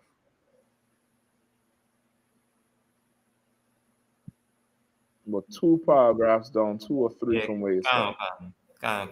Yeah, go ahead. Right? You get a sense of how African Americans a lot of times were condoned, often off at communities that were near factories or near railroads. No sweat. So you got the health consequences of being forced into these places. Go ahead. You can also look longitudinally to see how property values may not have increased in certain places where certain places were populated, regardless of the fact that you might have a very similar style house to white and other part of town where the property value has gone up 10, 20, 30 times to upon head. Now understand that, brother. Dang, that's crazy. Like they just pack you into a corner where it's poison down there. It's the coals or the railroads or some factory spewing whatever, and then you might have the same house as somebody if you do have a house, but their own worth 10, 20, 30, 40 times yours. That's a ridiculous cycle of wealth that we not being allowed into. Nope. You know what I mean? Go ahead, Karen. Come on. No, Cap. Go ahead, make your point, Cap. You hit home, Cap. Listen, okay. This is what I want to ask the Egyptologists out there, the Christians out there, the Muslims out there, the Hindus, the Scientologists. Where in your book does it talk about this? Because I'll show you right now the Bible is alive. You know what I mean? A warrior, if you could, give me Daniel 8 and 25, please. Give me Daniel 8 and 25. Because this is absolutely ridiculous here, boy. That's right. You know what I mean? This here is ridiculous. You got it? Concert. Go ahead. Daniel chapter 8, verse 25. And through his policy. Through his what? Through his policy. Through his policies. The Durham County Record of Deeds. Through his policies, redlining and red zoning people. Through his policies, homeowner bank incentives or decentives. You know what I mean? Things that you think is attractive to you, but when you come in there, you are caught in some Ponzi scheme to just take your money and not give you the house, or devalue or undervalue your house based on a policy, not a value, not really what your house is worth, but based on a policy. Read this again, out. And through his policy. Go ahead. Also, he shall cause craft to prosper in his hand. And they're prospering off of this thing here. They're prospering off of it because now, after they're done, break your windows and put the KKK statues out on the lawn and run you out of whichever area you're living in, like they did they're trying to do the family in Colorado, and like they're trying to do this girl here. After you do that, you might want to sell your property, and your property might be worth 500,000, but you could only get 200,000 for it. Yep. And the very next day, after you done buckle and sold it, you succumb to the pressure. The very next day, that oppressor who buys the house from you or takes it or steals it, it's valued at 500,000. They could even put it on the market for 600,000 or 700,000. Yep. And negotiate it, and in a matter of a week, come up $350,000 on your head. Through their policies, they prosper with their craft. Go ahead. And he shall magnify himself in his heart, and by peace shall destroy many. Right, he magnified himself like that. That oppressor came out there with that gun, waving it at that sister. Like so many stories we hear, they magnify themselves. Get off my lawn, and she's not even on the lawn. Like the couple up in Colorado. And by peace, they destroy many. That's where that Martin Luther King come in. That's where that Martin Luther King come in, where they'll be, the dream and sitting at the table of this and eating and, drinking. They by peace, they deceive many. Go ahead. Come. He shall also stand up against the prince of princes, but he shall be broken without hand. Yeah, he shall be broken without hand. This oppressor, his time is up, man. We're gonna get into it tonight here with Xi Jinping. Xi Jinping is on the verge of capitulating the petrodollar. They're gonna try to send him the cigar that is blow up like they wanted to sell for Castro. They're gonna send him one of them whores to try to poison him. But he on the verge, brother, of the US dollar being worth nothing. Yeah, I mean, Salaki, go ahead, brother. Cap, Doc, what you saying about this whole thing about them moving, in the article it talks about moving black people to places where like close to railroad tracks or close to plants and things like that. They have a term for that. That these people that come up, the Greenpeace people or whoever that deal with the environment, they call that environmental racism. I looked it up. Like they got a term called environment, meaning the air we breathe now is racist because of the quality of air that underserved and marginalized Black, Hispanic, and Native American Indian people, because they have the money to buy in that neighborhood, but they're being redlined to areas that they got an area in Louisiana called Cancer Alley, where Black people are suing right now because of their grandfathers and grandmothers died of cancer because it was so close to these plants, and they bought these plants that's right close to the area where Black people are. So even the air quality, some of these cities where you live determines the air quality. So when you look at how these people operate, if you give our oppressor enough time, they would charge you for the air you breathe. If they can make $1 off of it. So even the air quality, and on some of these apps, when you check the weather, they have the air quality on the app. Yeah. Wherever your location is on, they can pinpoint you from a satellite and tell you where your air quality is. And if you look at the ghetto, I bet you it's all red. Okay? It's all small. Right. So you want to tell me that like the Bible says that this man not the prince of the air? He is. This is his kingdom. These are the things that the Lord, that the prophets have warned us about. You understand? So now we have to deal with the being marginalized out of the housing market and land ownership. And what are the byproducts of that? Environmental racism. Because you live near a waste dump, you live near a nuclear plant or some other place that no other human being would want to live next to. You can't sleep at night because the train running 24/7.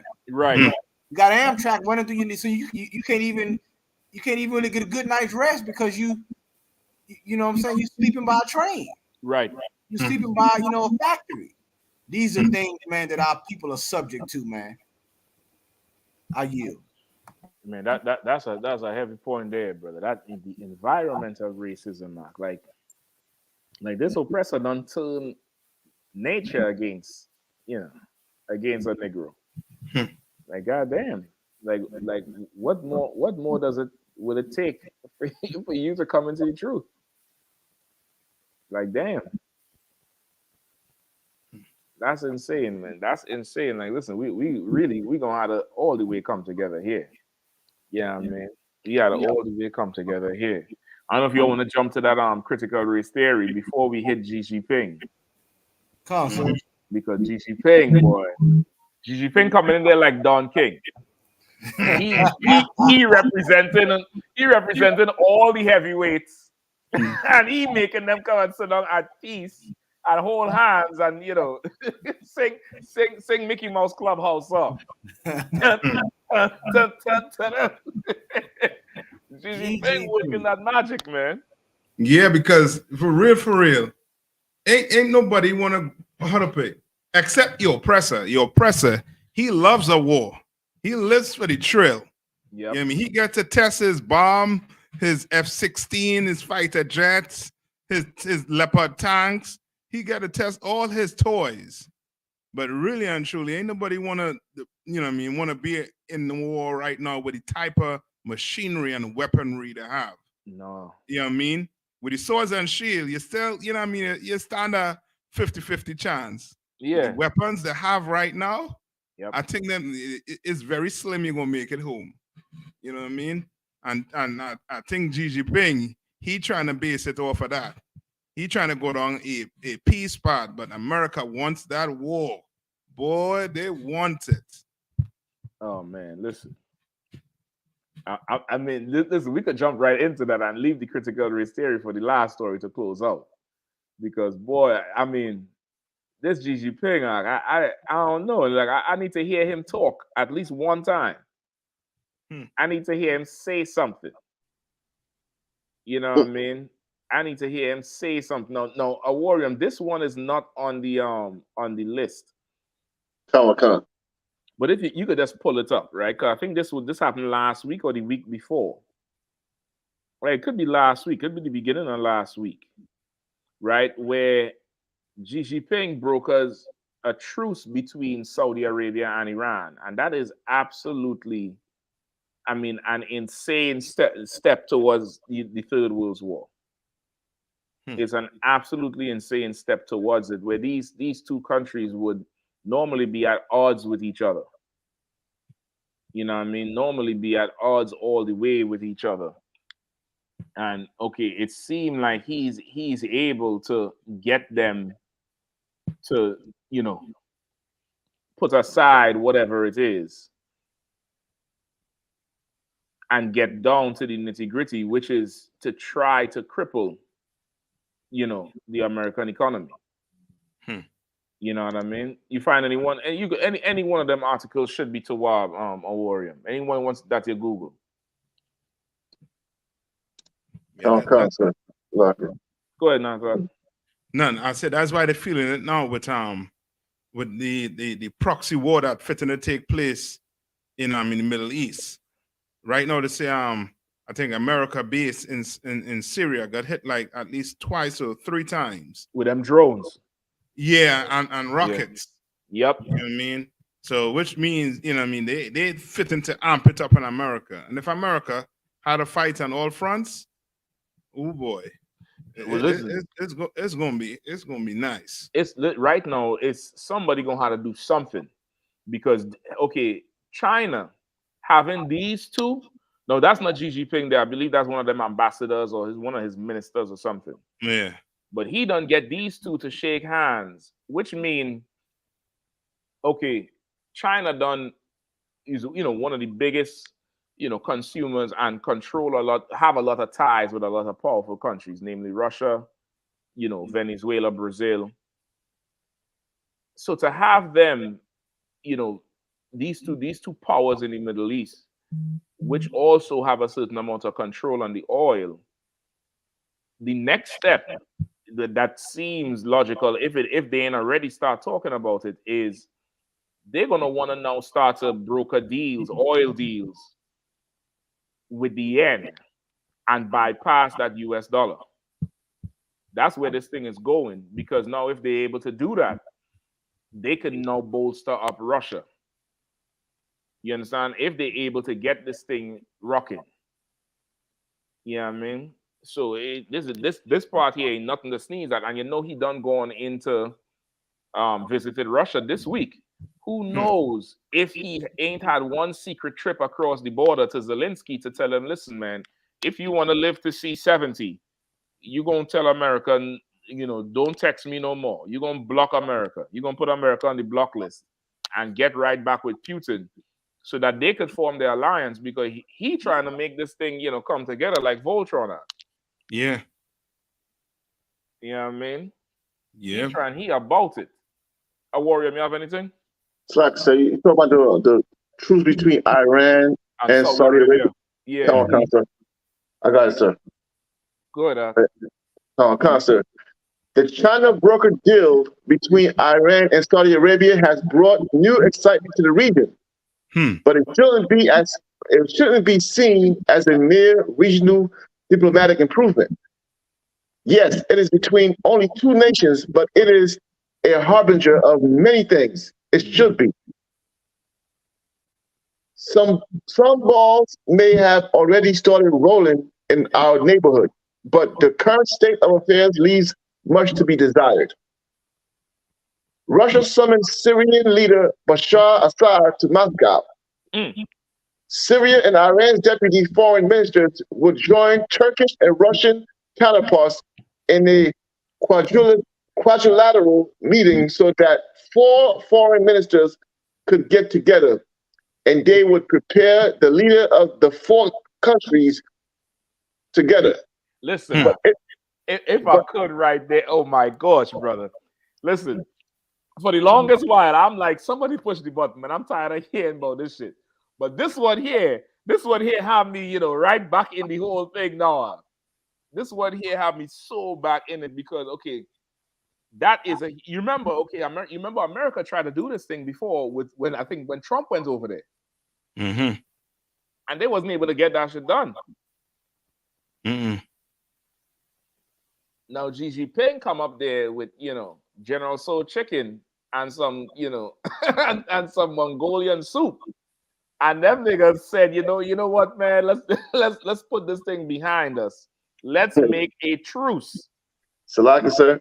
Please. Not only could America not do it, bring Iran and Saudi Arabia together, but Allah and his prophet Muhammad couldn't do it either. Oh, God. Let's kill them. Let's kill them, man.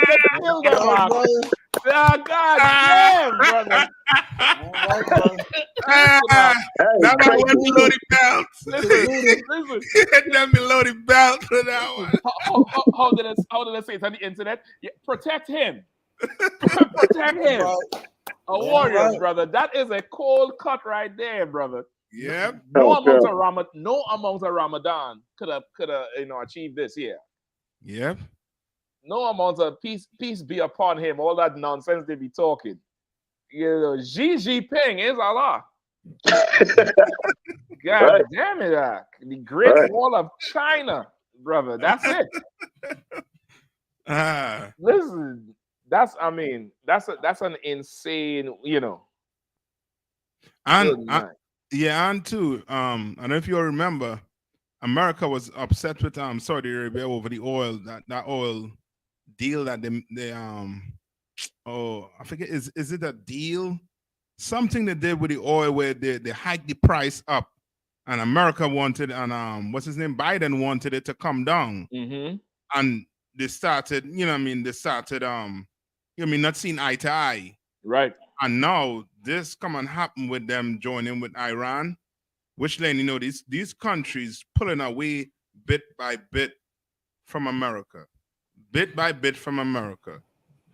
really and truly, they recognize that America, they're not like us, like blacks and Hispanics and Native Indians. We oppress to the point whereas we will give in to the oppressor. You understand? Like that sister, she ain't learned her lesson. She think that buying land in Charlotte will change her condition. Right. You know what I mean? With the heathen, they don't think like that. They don't think like, like that. So guess what? They're going to try to fight back. They're going to try to separate themselves or try to form some new alliance. You understand? to let the so-called oppressor know we don't need you. You know what I mean? We don't need you, but go ahead, Khan. No, I didn't mean to cut you off, Cap. Salaki. No, I'm good. No, I just want to give Cap and I a hand, but saying that, man, because that right there is what we need to hear, especially leading up to the Passover. You know, the COVID-19 showed a lot of us a lot of things, man, but it definitely showed the people who pay attention that social distancing, also one of the byproducts of that is social solidarity. And with these people now, they have became allies, and usually what makes a person an ally is common invested interest. America couldn't seal the deal because America don't have the same interest. Like the Lord is playing chess here, man, and it's leading up to World War III, the day of Armageddon. Like just like the prophecy stated, man, how these nations were going to come, they were going to join. You know what I'm saying, for World War III, join each other and come against America. America gonna have its nations that join it. This is what happens. Yep. You know what I'm saying? All it takes is one violation, and now you got the domino effect. You know what I'm saying? That's a 3/4. What's that? Three chord? What the scripture say? The 3/4 chord is not easily broken. Come on, man. That's what the scriptures say. Like we gonna get deep. The UPK, we gonna get deep with this thing, man. This thing get deep. Yep. The Lord's word gets deep. Yeah. I yield. Listen, it's I mean, I warrior, you hit the nail on the head so heavy there, because okay, these is like Shiite and Sunni down there. Yeah. These is two warring fractions since Muhammad done that. And I mean, so many years of war. This is like the blood of the Crips on an international level. Right. And he done going in there, and brother, the Lord done preparing the world for this war. The Lord is preparing it. You see, they done call Syria and them to a council down there. Yep. Yeah, and you know how long Assad been waiting? Assad been waiting since they done executed Gaddafi. Yeah. He been waiting in the wing right there. Remember, they was trying to get to him, but his forces was not as compromised as Gaddafi's forces. Gaddafi's forces, they got compromised. Exactly. And they handed him over. But Assad, you know, he retreated and retracted into damn hiding down there. They couldn't get him. And he was just waiting on the time. No, they done called him out because Saudi and Iran done join up, brother. I mean, good night.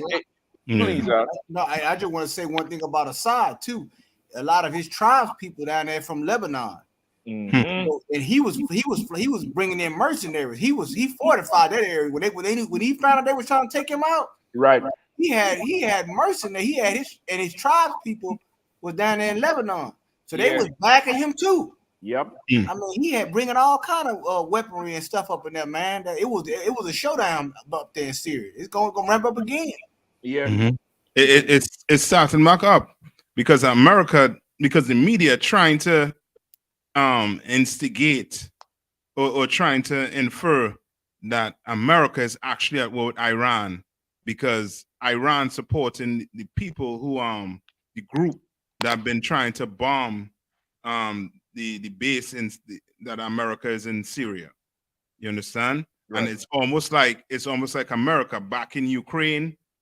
You know what I mean, and fighting Russia, but America is trying to sit back and we ain't fighting you, Ukraine fighting you. Right. You know what I mean? It's almost, you know what I mean, that type of thing going on right now where it's going to get worse. You know what I mean? Because this here is, you know what I mean, is them showing America we do not need you. That's it. You understand? That's where it headed. We do not need you. And black people had to come to that realization. We do not need him. And the day we come to that realization, we do not need him. We're going to build, and we ain't going to need him. That's it. You know what I mean? That's it. Like they're getting ready to go there. If I could get one scripture real quick, SWAP, give me Revelation 16:12. Once again, show me where this is in your Quran. Show me where this is in your Bhagavad Gita. Show me where this is in your Scientology book. Show me where this is in your Rastafarianism. Show me it in your Christian theology. because this Bible here, I mean, is alive, is alive, is alive. The prophecy in here is absolutely real. So, what you have it? Can I cancel?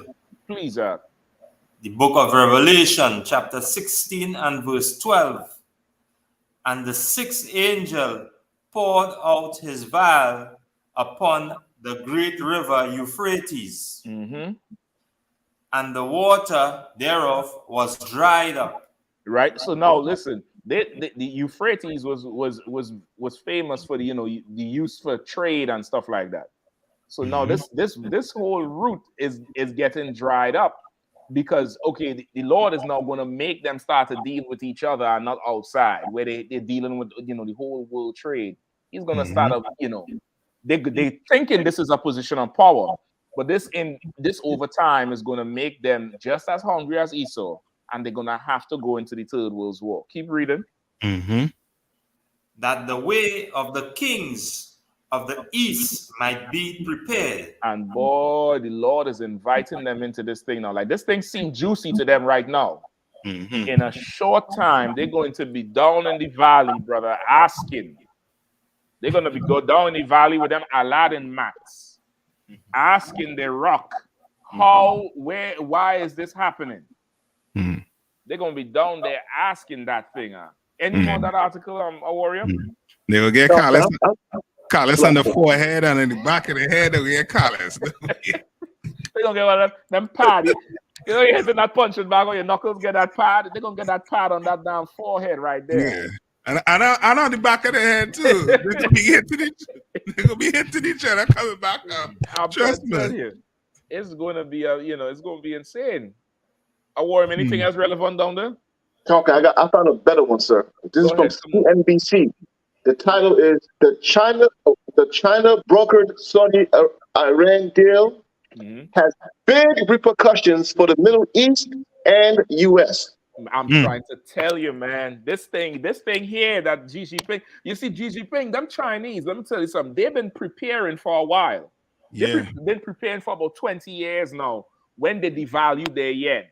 Because I remember when it happened, the yen was already low, but then they brought that thing so low, so low. The yen wasn't worth nothing. People used to be making joke like, "Is that money in yen?" Meaning it's so low.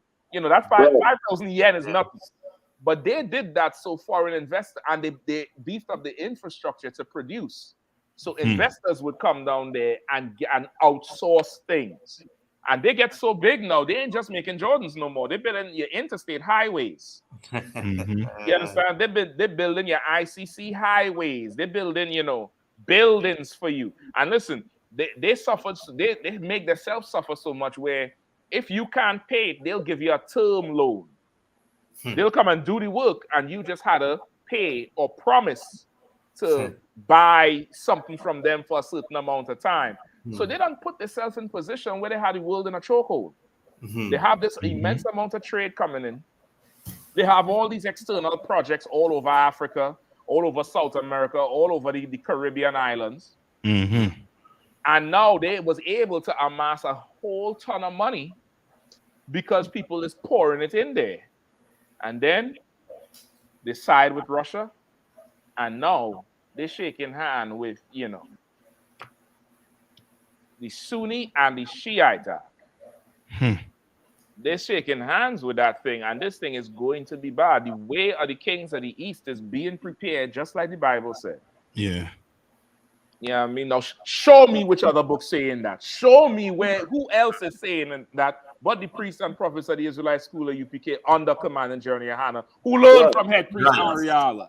Show me where that is anywhere else in the world that coming from. It's the home of the truth right here, man. I don't care what you say.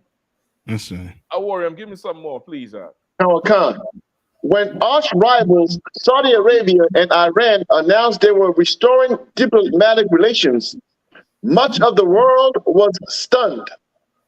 Not only because of the breakthrough after years of mutual animosity, suspected attack and espionage between the two countries, but because of who brokered the deal, China.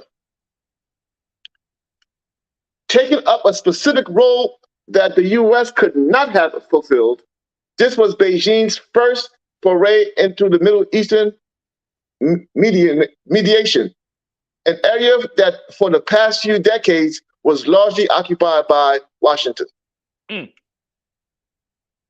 As tension, listen, like the Apocrypha say, if trouble befall the devil is there also. Remember, that's in the Apocrypha. So they couldn't come together because America occupied that seat before, trying to negotiate between them. You know, them Yangs come in there and say, listen, man, what do you want? Fried rice, chicken? What do you want? You know, get them a big order of food, and now they just sit down eating, man. They get halal General Tso chicken, and they're good to go, brother. With that old wonton soup, and they're good to go now. Go ahead. Khan. As tensions simmer between the world's two largest economies and U.S. policymakers sound the alarm over competition and security concerns with China, what does Beijing's ascendance in the region mean for the Middle East and for the U.S. interests? Salaki, can I say something to that, Captain? Please, like that's a heavy point. What does it mean to the U.S. interest? Apple, Tim Cook just said that they enjoy a symbiotic relationship with China. This is Tim Cook of Apple. Right. He just said, you know what I'm saying, today, that they enjoyed it as they preparing to move production out of China because it became political. And after this thing here, they trying to get it. You know, America, of course, gonna pull them out of China. But he's saying that we enjoy a symbiotic relationship with China. Listen, America gonna try to pull them out, but it ain't gonna be that easy. Exactly. And you know what's so heavy about this, man? The Lord does this so many times. He always has these leaders of these nations. He gives them a choice, even though he know what they're gonna make. They know what they're gonna do. You know, he give them a choice between their life or their economy. And almost all the time, every time these heathens are gonna choose, they're gonna choose their economy in most cases. Yeah. You understand? Because they're heathens. They're sacrificed there for the people. And we dealing with a man whose father sold his birthright for a morsel of meat. Yep. Don't ever forget that. That's why we're stronger than him. Yep. He sold his birthright for a morsel of meat. And the Bible says his strength gonna become hunger bitten in the last day. Yeah. That's what's gonna happen. You're gonna be a fire sale on America. America's for sale. I yield. Yep.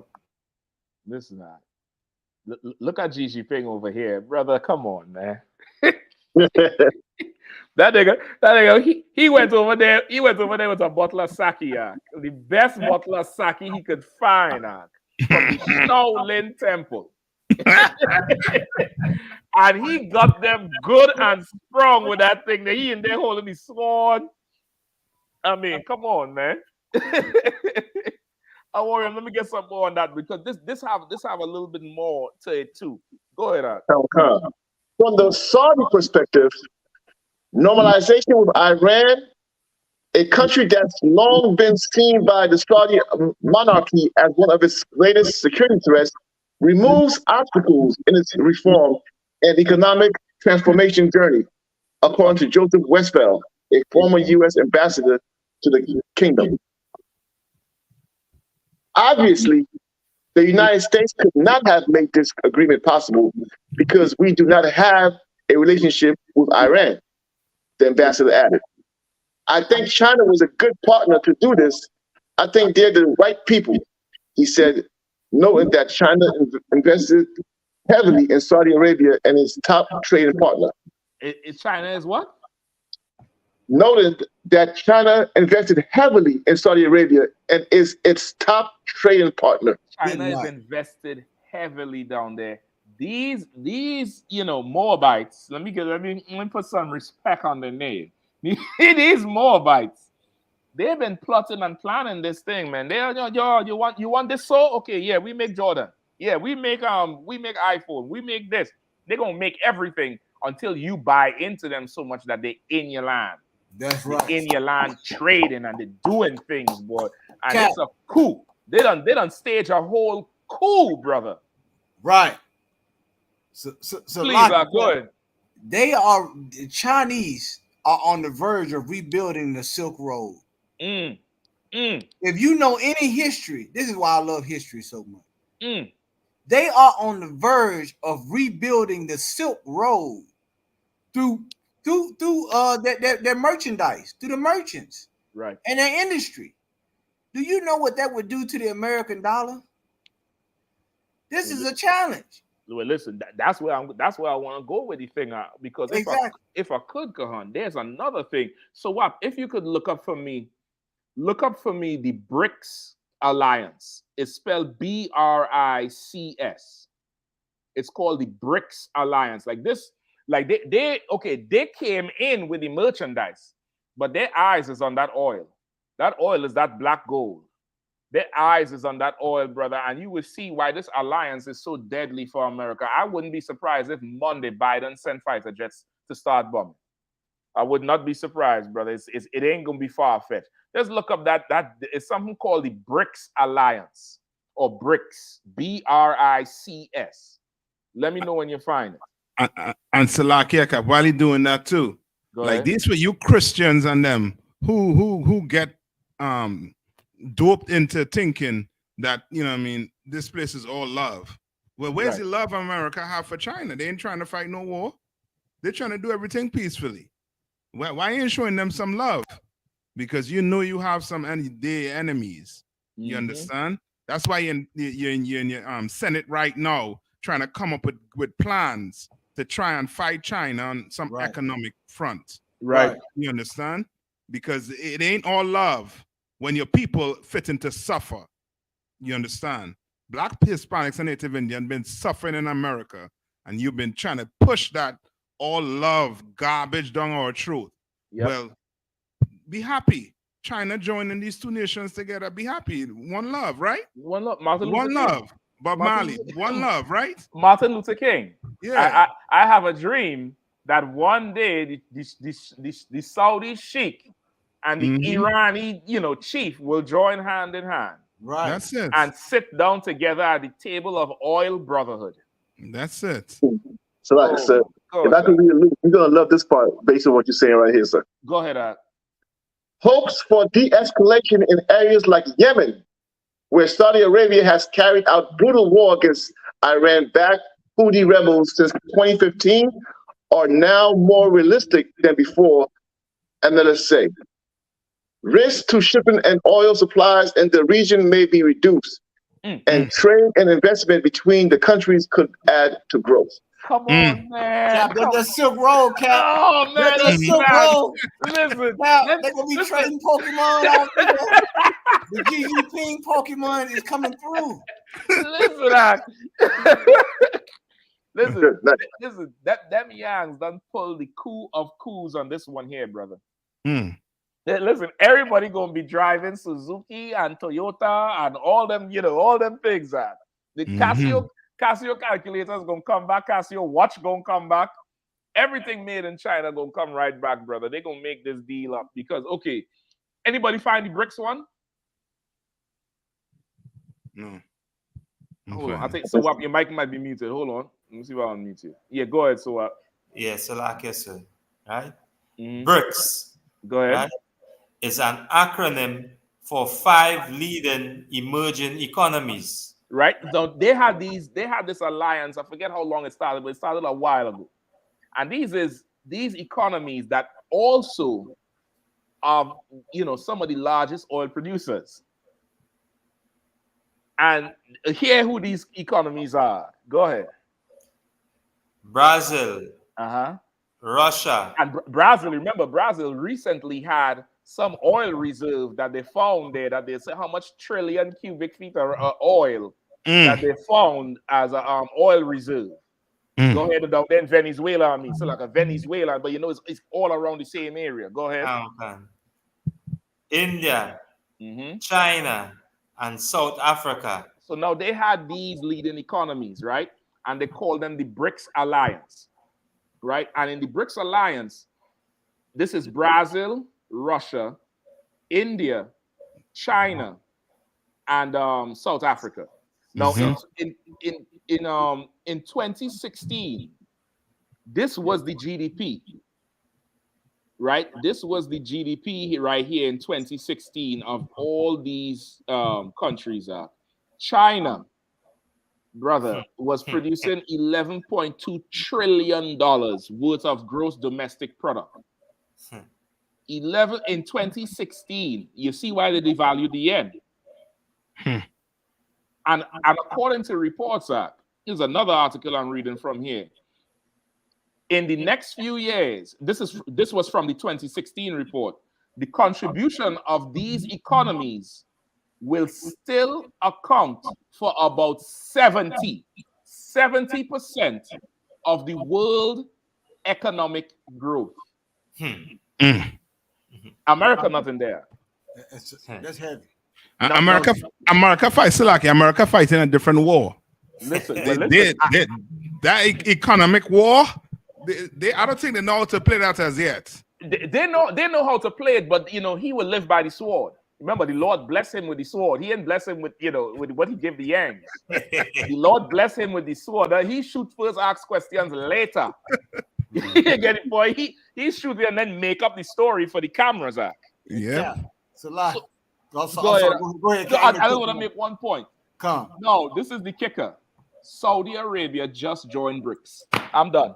Oh man. Saudi Arabia just joined BRICS, which, oh my God, oil in Brazil, oil in Russia, China, oil, Saudi Arabia, and now they have two other emerging global economies.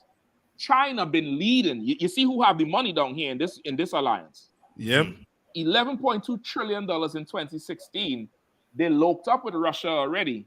Brother, they are going to try to now start trading the oil in the yen.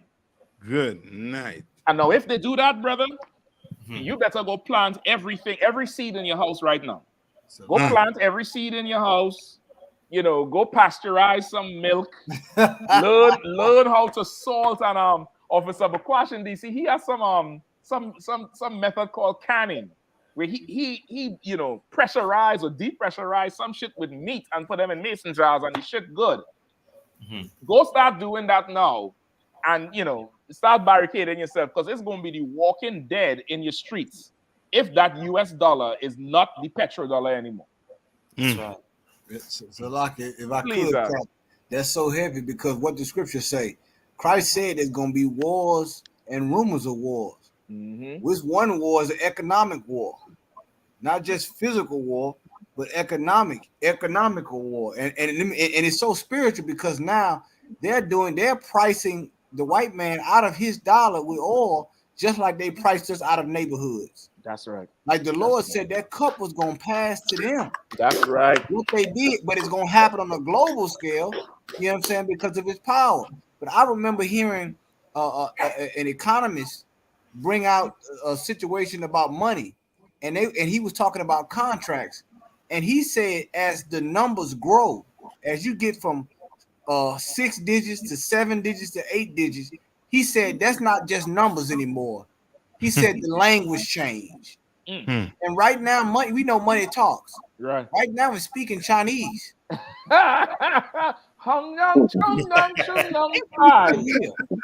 Ni hao. Everybody ni hao. Oh man. Oh brother. Because that's so heavy too, because for real,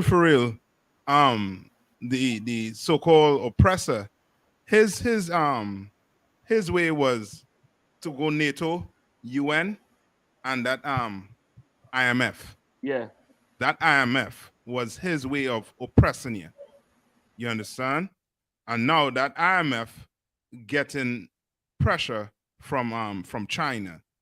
You understand? Because now countries could decide whether to go with China or to go with the IMF. Like Jamaica, they in bed with the IMF.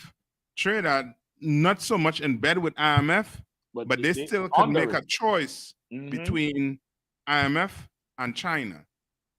They still have, you know what I mean? But it's going to come down to a point now where, as I say, now IMF, you know what I mean, or the West, they got to deal with this.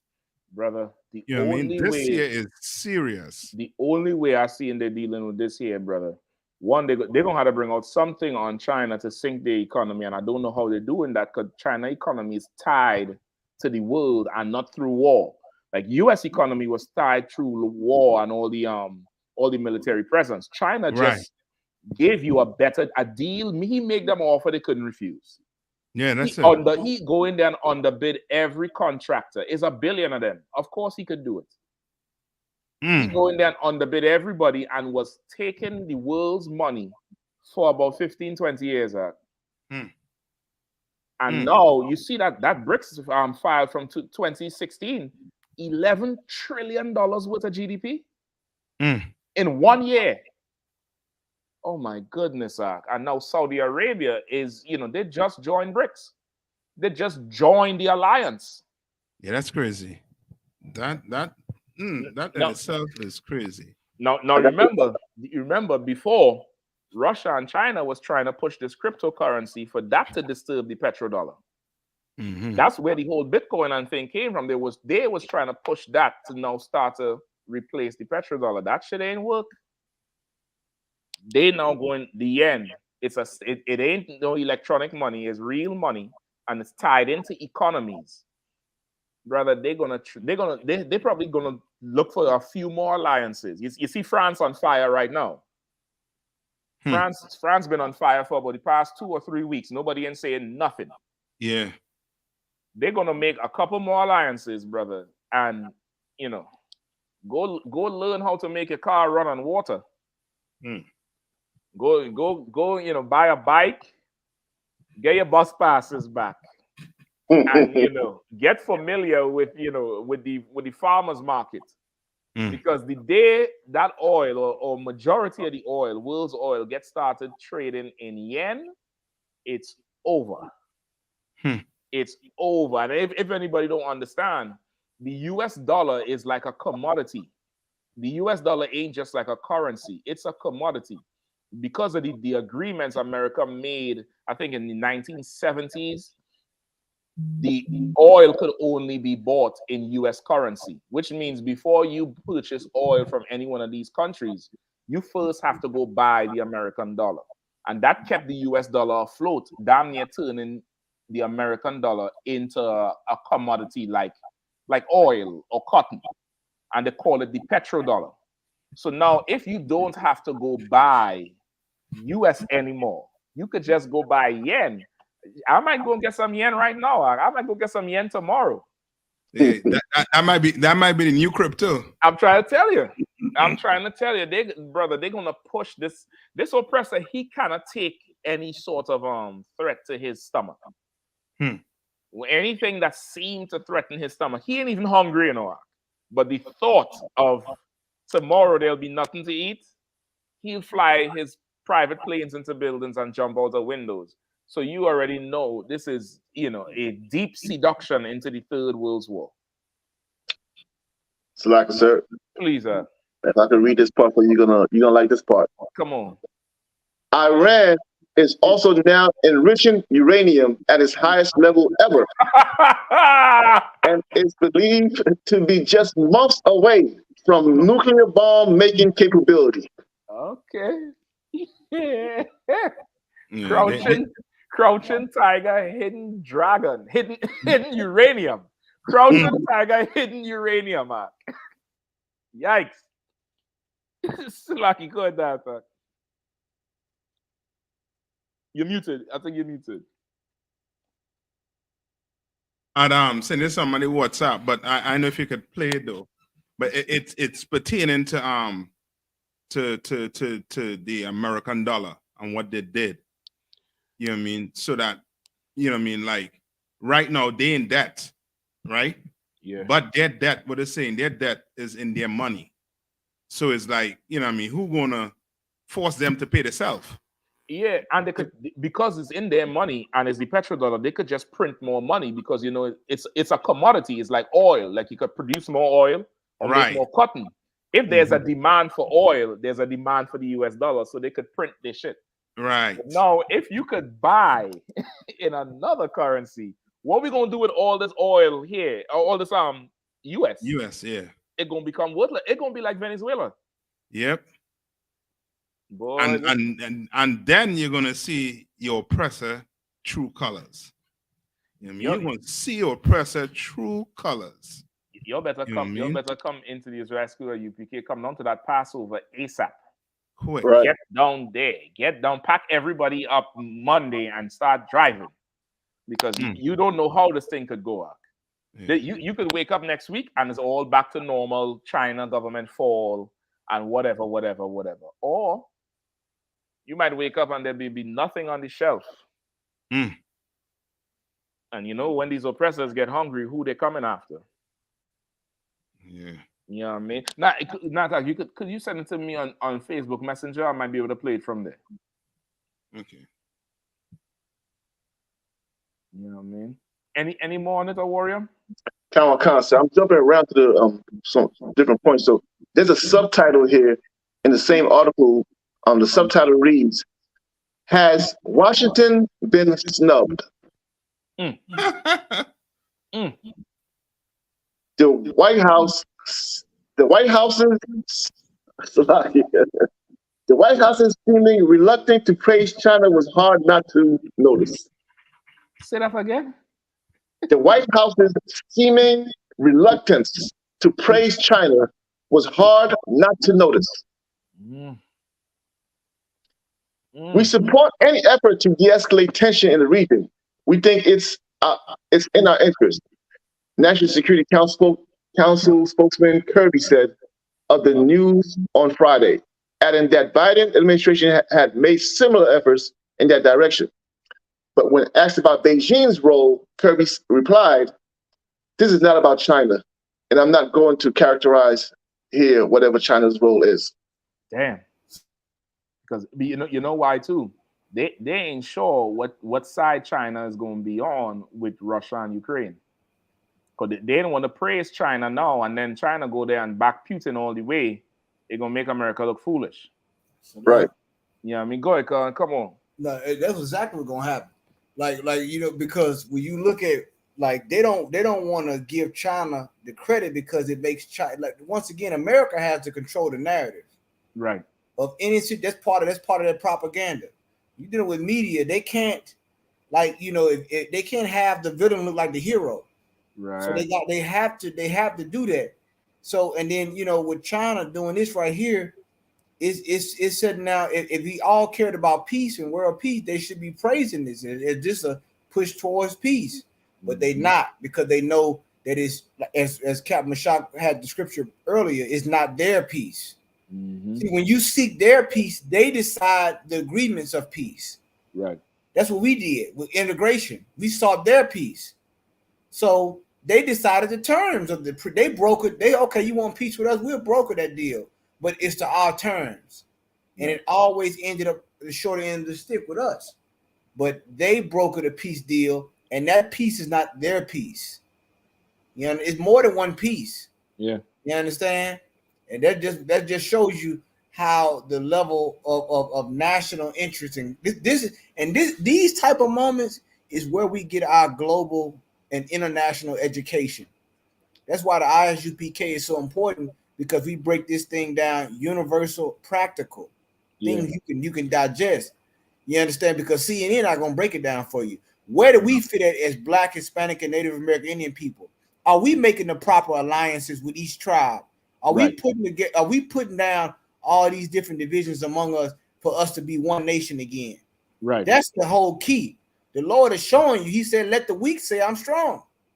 Why are they doing it? Why are they saying they're strong? Because now they have backup. They got alliances now. You understand? And that's what we're supposed to do with our brothers and sisters on all 12 tribes, man. We need to come down to the Passover, man, and unite. That's right. Right. Come on, you so right. Like no, they're putting aside their differences and they worship a rock. You know, how much more should the two sticks, man, one for the house of Judah and his fellows, one for the house of Ephraim and his fellows? How much more should we come together now? Yeah, I mean, we should be rushing in, like the scriptures say, like the rushing in of these tribes, man. That's right. It's this year, boy. This year is a one of them chess moves where it's like every single move on the board now counts. Yeah. Every move. They ain't no more pawns to lose. Every move on the board now counts, brother. Mm-hmm. You know what I mean? Now, what time? Would start playing it from the beginning, or maybe at a minute? That's what I think when the question was asked. All right, let me see. Let me hold up. And this devil right here, that they're using his playbook, basically. Now, let me see if I get.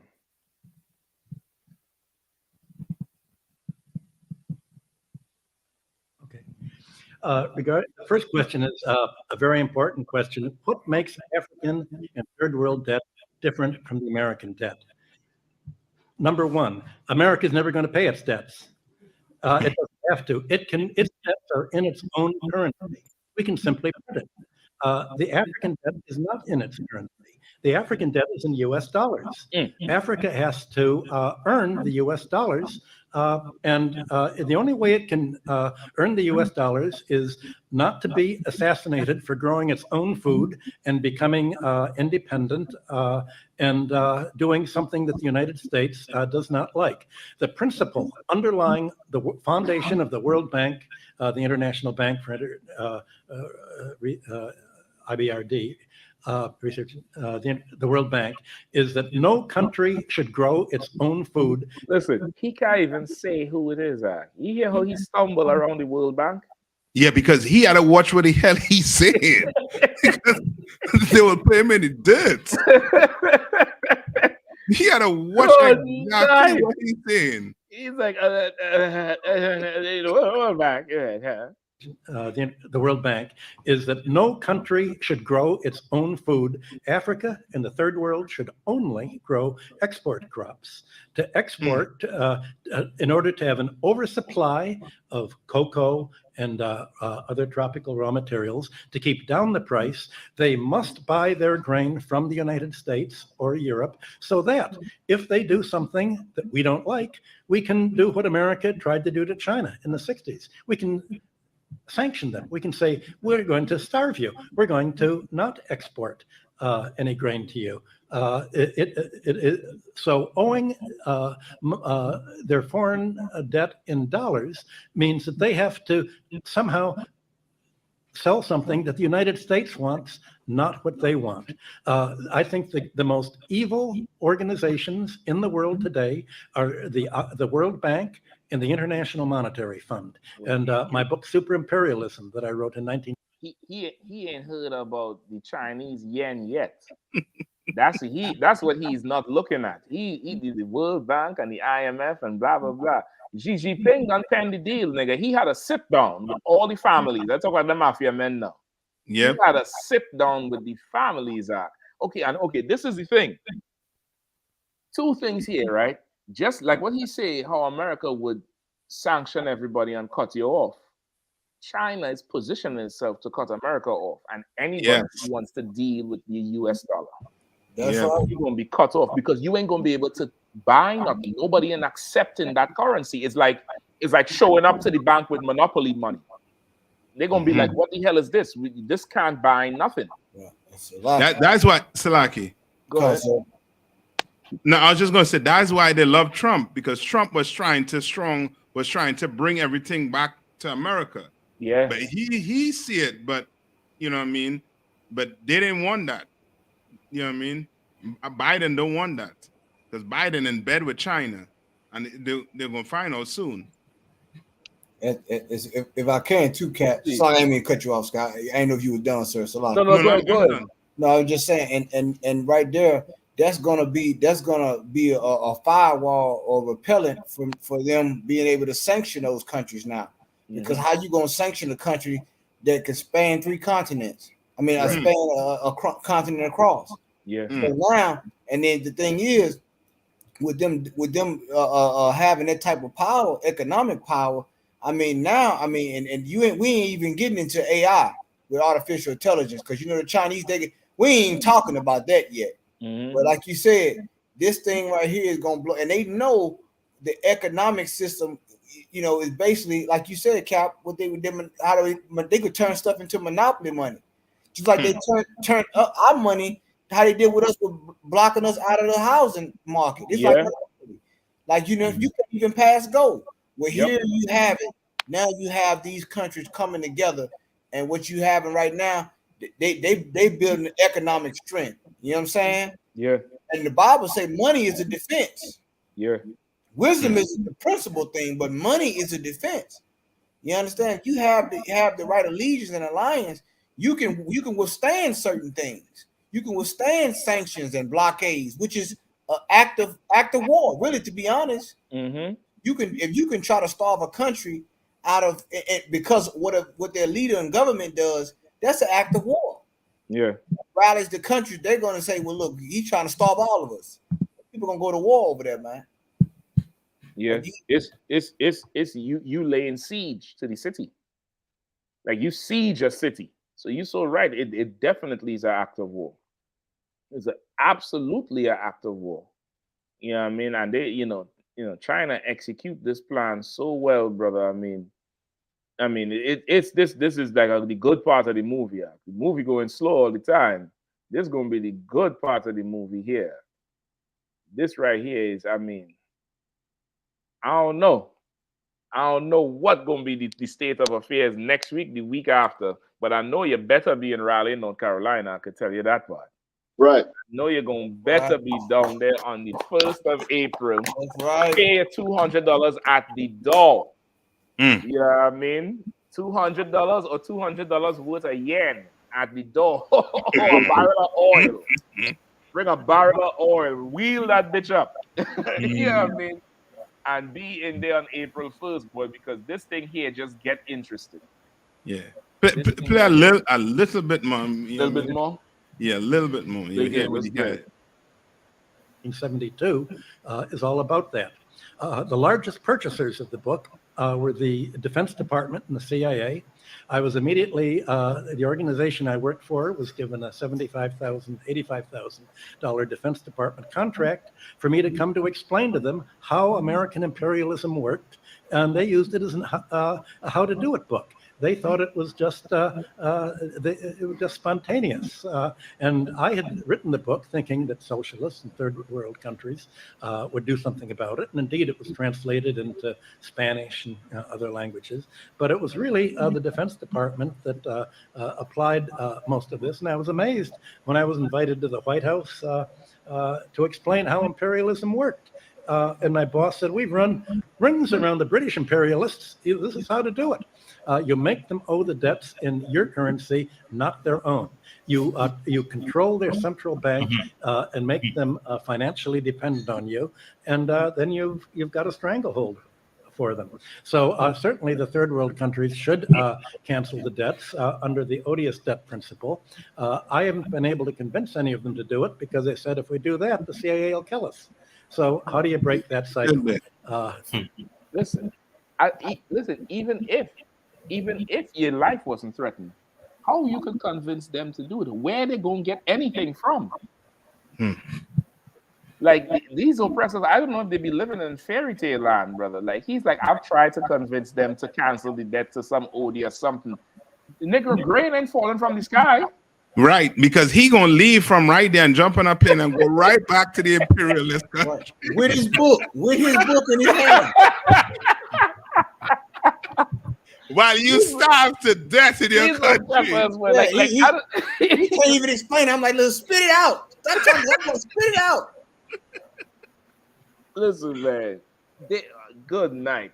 But that's where it is, man. This is really a time now to really be paying attention to this thing and getting yourself looped up with the priests and prophets of the Lord, you know what I mean, and understanding what the Lord wants from you, you know what I mean, on an individual level and a national level. You're gonna have to be in this work on two fronts. You're gonna have to be in here on an individual level and on a national level. Because we building a nation here, man. You know what I mean? You gotta put that nation first, and because you see what they're doing. Imagine the cuts they had to make in China, or the agreements are. Think about it. For 20 years to devalue the yen, You know what I mean? I come from Trinidad. I remember when they devalued the dollar to try to get investors in, and brother, it was a ridiculous time. It was a ridiculous time where I remember growing up, the Trinidad dollar was worth, the US dollar was worth $4, then $4.50, then $5. And for the average person living in Trinidad, you know, Trinidad was an oil and gas rich country. You're making that oil money, you could, you know, it had nothing to transfer and go. Then they devalued that thing, and that thing went up to 7 or 8. Then it dropped down to 6, brother. And it's been rough on Trinidad ever since. Listen, talking about Trinidad, you know, Trinidad sold rights to the Pitch Lake, a naturally occurring asphalt lake that's in Trinidad. It's one of the largest pitch lakes in the world, if not the largest, but one of the largest. Guess who has the rights to it? So I tell them. China. Oh my God. China has the rights to the pitch lake in Trinidad and Tobago. I shit you not, brother. I shit you not. And this is not a joke, brother. Like they've been, you know, plopping. You know what I mean? So like yes, sir. Go ahead. Yeah, and as I say that again too, and just as this truth coming out now we're really seeing, you know, how much again, you know, the Chinese people has been investing so heavily, as I say, within the Caribbean, even in Trinidad, because now you would think that, you know, coming into the, let me say, the 90s, you know, you see Chinese people moving back and forth now. Right. And just as I make mention concerning with the devaluing, as you say, the dollar, you know, we see now what it was really doing, you know, because now, as I say, the command, they start to open up now a lot of avenues where they even running almost, let me say, almost all the groceries. Right. They taking control of the food down here as well and all too, because they're starting to run the whole grocery or the whole food supermarket industry as well. And every corner you would see a Chinese grocery right now. So lucky. If I could, and that, man, that's so heavy, man. That's why the best investment you can make is in your people. That's right. It's a guaranteed return, man. That's right. Like if you, and let me tell you something. If we come together under the Most High, the Lord, of course, he owns the chessboard. He shifts these pieces around. You can withstand anything if you have morality and brotherhood and sisterhood. Yep. You can withstand any sanction, anything they try to throw at you. You can overcome it because you have unity. But the thing is, we don't understand that.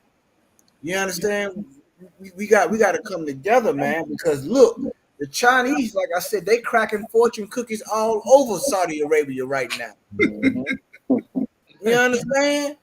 That's what the hell going on. And like we got to understand, man, this is serious. Look, this crunch time now. That's what time it is now. It's crunch time. And let me tell you, don't worry about these so-called black leaders. They in the way. They about to be removed. You're going to see that before your very eyes. Right. Some of you going to see it live stream. You're going to see them as this clock begins to tick towards the midnight hour. You're going to see them removed. They're going to fall from power or be stripped from power because God has appointed new leaders. They failed at the job and they have not done the job. They have not been a shepherd to the lost sheep of the house of Israel. And you're going to see them as these institutions fall. Also, the leaders that uphold these institutions are going to fall also.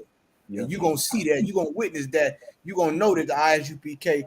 is prophets of the Lord. I yield. All right. Listen, I was just shook. I just had to find something to prove it. It says Trinidad and Tobago has the largest deposits of asphalt in the world. That's that thing they use to make them, you know, make your roads. Yep. So now the Chinese don't secure the rights to this thing. They down here, you know, own the pitch lake. And, you know, they don't pay Trinidad whatever amount of money for it, the leaders, and they have the rights to this thing to come and take. So, and they securing what infrastructure contracts in every country. Like they don't position themselves to be on top of this thing and really dictate to America what's what. Yeah. They in Jamaica, they took over the Blue Mountain, the coffee. Yep. Took that over. Yep. Listen, and that come from the infrastructure deal for them highways, the interconnected highways. that they built. They was the one who was pushing that thing. Like they done played this thing. So I mean, they was in it for the long run, bro. Yeah. They was in that thing for the absolute long run, and nobody saw them coming up. That's right. Nobody saw them coming except the Israelite school of UPK on the command journey. Right. Right. Yeah, I mean, we was for sure hip to the game. Listen, Kahan saw them coming. Kahan wouldn't eat no Chinese food. No day, no way. Yeah. Kahan was in DC after camp. You know, what we getting out camp Popeyes? Kahan went Popeyes. Like, Kahan, you don't want no food, no rice, no nothing? He's like, nah, I ain't messing with Moab. Kahan knew they was coming. He was like, I ain't helping them take over nothing. Right, listen, and look at everybody now. Now everybody boycotting their restaurants and their places. You know what I mean? The UPK already been ahead of the curve on this one, bro. Y'all better get up in here quickly before there ain't no more time. Like you see what's going on where America trying to jam the TikTok thing. Don't think that is about TikTok. That's about China. That's it. Yeah. Listen. You see how they ragdoll that young in front of the damn Congress. He can't even get the answer out, and I'm like, well, nigga, snap back a little bit. You know, call Zuckerberg name something. Right. Hey, look, Cap. Look, they trying to say they weaponizing social media. That's you know what I'm saying? But they go look, as the old hip hop artist said, to the TikTok, you don't stop. Yeah, and that's just true who you're dealing with too. Like, you know what I mean? They like to, you know what I mean, like how to use the media to try to, you know what I mean, dog you out. Yeah. You know what I mean? When I don't know if you all saw maybe a few weeks ago where Fox tried to show that that our whole January 6th, whatever they're doing it with our January 6th, right, is bogus in that they're not showing you certain like camera angles. They ain't showing you where the cops showing them what office, who office is who office. Wow. Literally guiding them. You understand? Taking them on tour. He showed the video, and the some guy in Congress was trying to stop it from him showing it like more the next day. Which lets you know, you know what I mean? Like with them, when it comes to them, the media is everything to them. How they view their image is everything to them. And what the Moabites fitting to realize is that image of Serge Bourget is just a hoax. He gonna bring the real deal to you. Yeah. You know what I mean? Like that whole Taiwan, man, they're waiting for China to press that button to try and go in Taiwan. Or they will make them go in. And they're gonna have to start a war to quell this. They have to. At this point, if they don't act, the US dollar could, devalue, like really drop damn near overnight. Yep. If they don't act on the thing, the US dollar might be worth nothing. Even if they don't get the whole world to start trading in yen, the BRICS alliance is enough. Yeah. If they start trading in yen, brother, you could forget about it. You're gonna be on a keto diet from now, because that's all you're gonna have. You know what I mean? There ain't gonna be no rice and no wheat and no bread. You better get used to fruit. You better go outside and see what them dandelions on your front lawn could do for you. Yeah, I mean, you better get creative with your meals, because it's going to be, it's going to be like a doomsday movie. Yeah. It's going to be like a doomsday movie if that thing happens, brother. Mm-hmm. You know what I mean? If I could, let us get our last story on the critical race theory, and we gonna sign off, until the 8th of April, because on the 1st, we're gonna be down there in that Passover, boy. That's right. We're gonna be coming together, all the 12 tribes, like the Lord instituted, having a drink, eating the lamb, eating the wine, the brothers, the sisters, the children. All the generals gonna be down there, all the captains gonna be down there, all the officers, all the troopers, all the students who worth anything, y'all gonna be down there. I know it. I know it. in my heart of hearts, I know y'all ain't making no excuses to get down there. I know you ain't gonna show up in class the week after and say, well, what had happened was. Right. I know you ain't gonna say that. I know you're gonna get down in that Passover and pack that venue stacked up high. Like sardines in a can, man. We're gonna be up in that thing getting it on. Good night. You know what I mean? What we got next? The critical race theory. I think that's number 2 or number 1. Black men who spoke up at critical race theory workshop asked to be removed.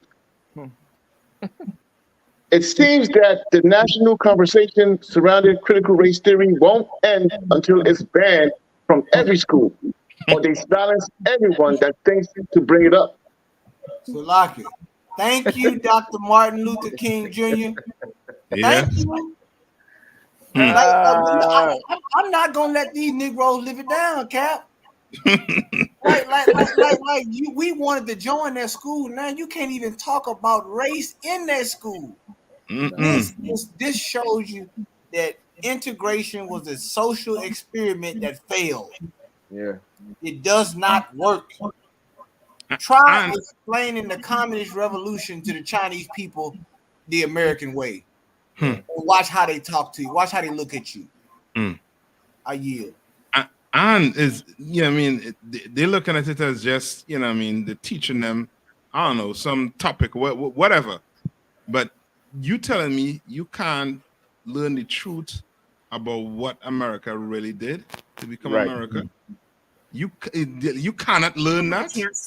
Yep. Nah. And you walk all around America, you've seen statues of your oppressors and writings on the wall to inspire their young ones. Nah. You all better come into UPK, man. Yeah. And learn the real critical, you know what I mean, race theory. That's right. Learn the truth. Quick. You know what I mean? Ain't nothing stopping this. Ain't no legislation gonna stop this. That's right. You know what I mean? You. Yep. A warrior you got?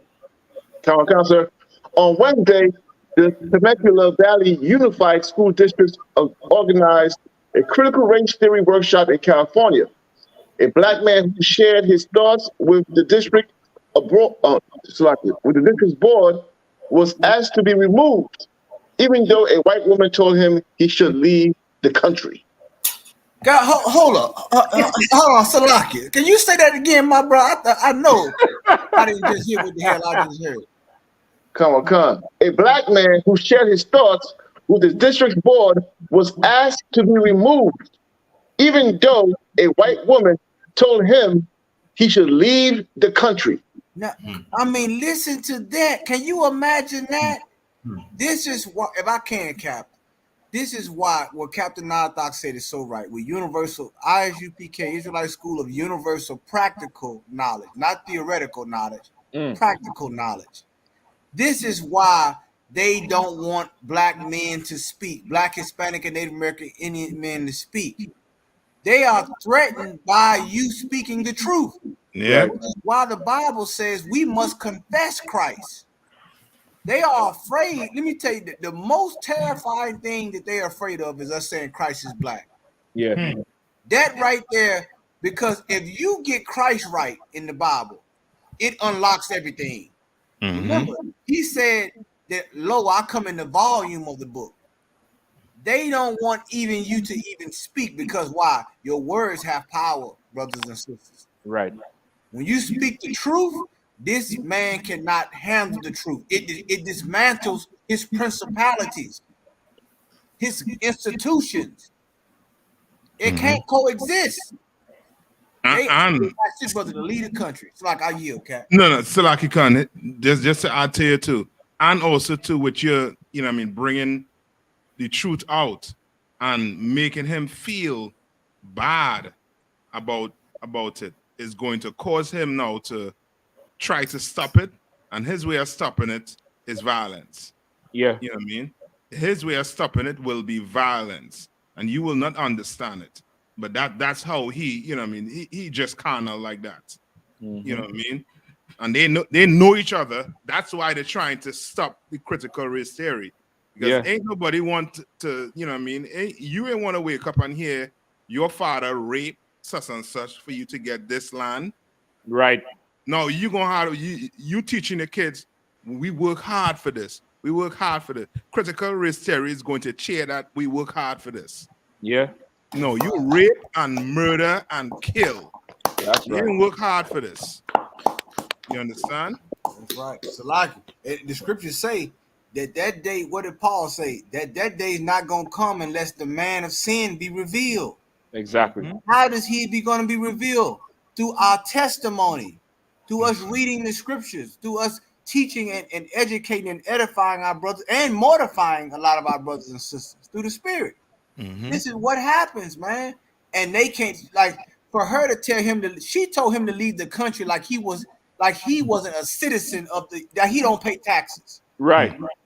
Like their hatred towards us is extreme and it's perpetual. Like the yes. For him, even at a forum that he should be able to have freedom to speak. His own opinion. His own opinion.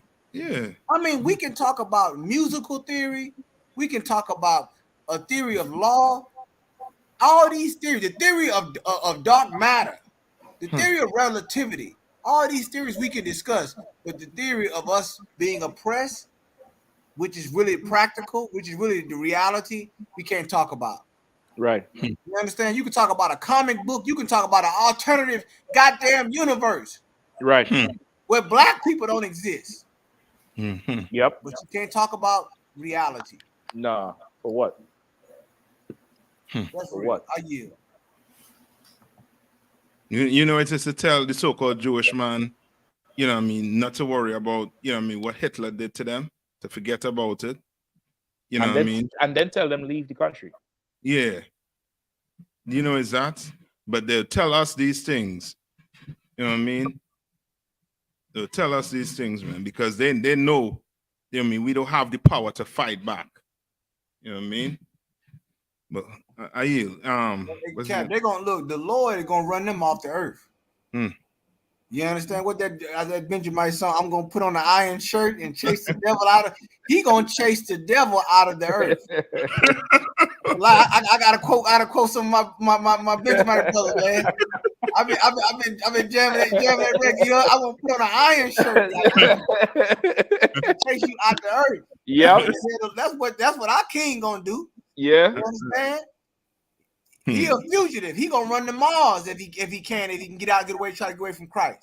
That's right. That's where it's going, man. Like, because what? These people, they don't want you around because you speak the truth. But the truth is your weapon. That's right. The truth is the weapon. The Bible says the spirit is gonna overcome the flesh. We're the children of the spirit, brothers and sisters. We're the children of Abraham, Isaac, and Jacob. You understand? Right. We down by law. There's no escaping that. I yield. That's it. It's Now go ahead, No, I was gonna say I worry he could read more. I think some more to the article. Yeah, I had a video here too. That's what if it want one for a time's sake of the broad talking, brother. And she's breaking down. Yeah, go ahead. You know, she's breaking down the business of slavery. She's breaking down the business side of it, and be angry with the sellers and not the buyers. Wow. I had the chance to go to the district office and participate in a focus group on critical race theory with Chris Aaron leading the discussion. He went through the academia of it, the roots, the history, and then how it's applicable to our classroom. Interestingly, there was someone there who clearly had the opinion that it is A-OK to be in a class where, for example, white students feel the shame of their patriarchy. She pretty much argued for the fact that because of our historical past, they should be made to feel uncomfortable, feel some of that guilt. I find that disingenuous and a flawed way of thinking because this is the thing. If you look at all of history, every skin color has both been a slave and owned a slave. Black slave traders actually sold their people, and trafficking still goes on today.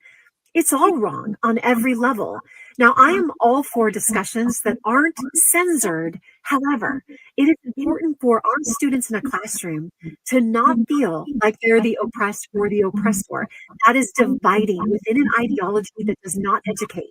So let's talk about true history, but then let's talk about how important it is to develop one's character moving forward, appreciating other people's ethnicities, and realizing here in America, in the last 50 years, we have made great strides in breaking through issues of racism. We need to move out believing in one another, believing in the opportunity that we each have, and never want our students to be divided and bitter and revengeful.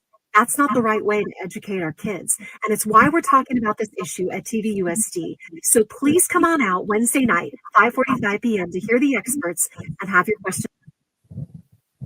So she's telling me words dividing here, but not policies? Well, first off, I'd like to, very, unequivocally, without a shadow of a doubt, with all the love and everything I could muster from the bottom of my heart, from the tippy toes, all the way up to the top of my head, a resounding fuck your last 50 years of strides. That's right. I just want to say that, to hell with that 50 years of strides. Like striding, Michael Brown is dead.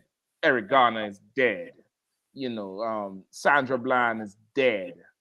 Tamir Rice is dead. You're storming the Capitol and you're not going to jail at all. You don't want me to feel sorry for that little white girl you all shot in the damn chest when she was a violent criminal. That's it. So Dylan Storm Roof is sitting in a cell right now, but Philando Castile does not exist anymore. F your strides, woman. F your strides for the last 50 years. Who cares? Come on down to your seminar. Come to the corner. Right, that's right. Come to the corner.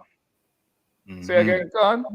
And you come down to that corner, they're gonna hear real experts. I'm trying to tell you. We specialize in race relations, and if we were to show up to that meeting, I'd like to get a copy of that Durham book on all the land that they said we couldn't own. Right. Because see, we can get real surgical with this race thing. Exactly. They really don't want. They really don't want no part of the UPK. They really need to stop playing with the UPK out here. That's why they don't want us. They don't want us to come to these meetings. They avoid us at all costs because we can bring ample amount of evidence, biblical mainly. You understand? But the show, Salaki, I hear. If I could go on, listen, and she's in California where the redlining started. Come on, man. That's where they started the whole thing. Dang. That's where they started that whole thing. You remember, it's California where them two brothers, I think one was from South Carolina, I forget where the other one was from, where they went and started that black bank and started buying up properties under the guise of being an oppressor to combat the redlining. They made a movie about them brothers. The United States, the government came in and took everything from them. Right. But these brothers, it's Samuel L. Jackson acting it, and I forget the other black actor's name. It's called The Banker. Yeah, I think it's the dude who plays Hawk. Yeah, the flying one. Falcon one. Yeah. You go look at that movie. That's a true story. That's an absolute true story. Them brothers tried to combat the red zoning laws. And this old troglodyte here, this piece of trash, want to get up there. We want the no oppressor and no oppressed. Where was you 400 years ago? 200 years ago? And where was you when Emmett Till was being oppressed? Exactly. Don't tell me nothing about you don't want nobody to feel guilt. If that's the case, let the Arabs in, man. Get them a pass. Come out of the Middle East. That's right. Let them in. Don't worry about the World Trade Center no more. Right. Let that thing go. And Salakia, we made to feel guilty every day in America. Right. When you turn the news on, black people made to feel guilty every day in America. Right. And what the hell she is saying about we don't want the kids divided in class, the country divided. Come on. What are you talking about?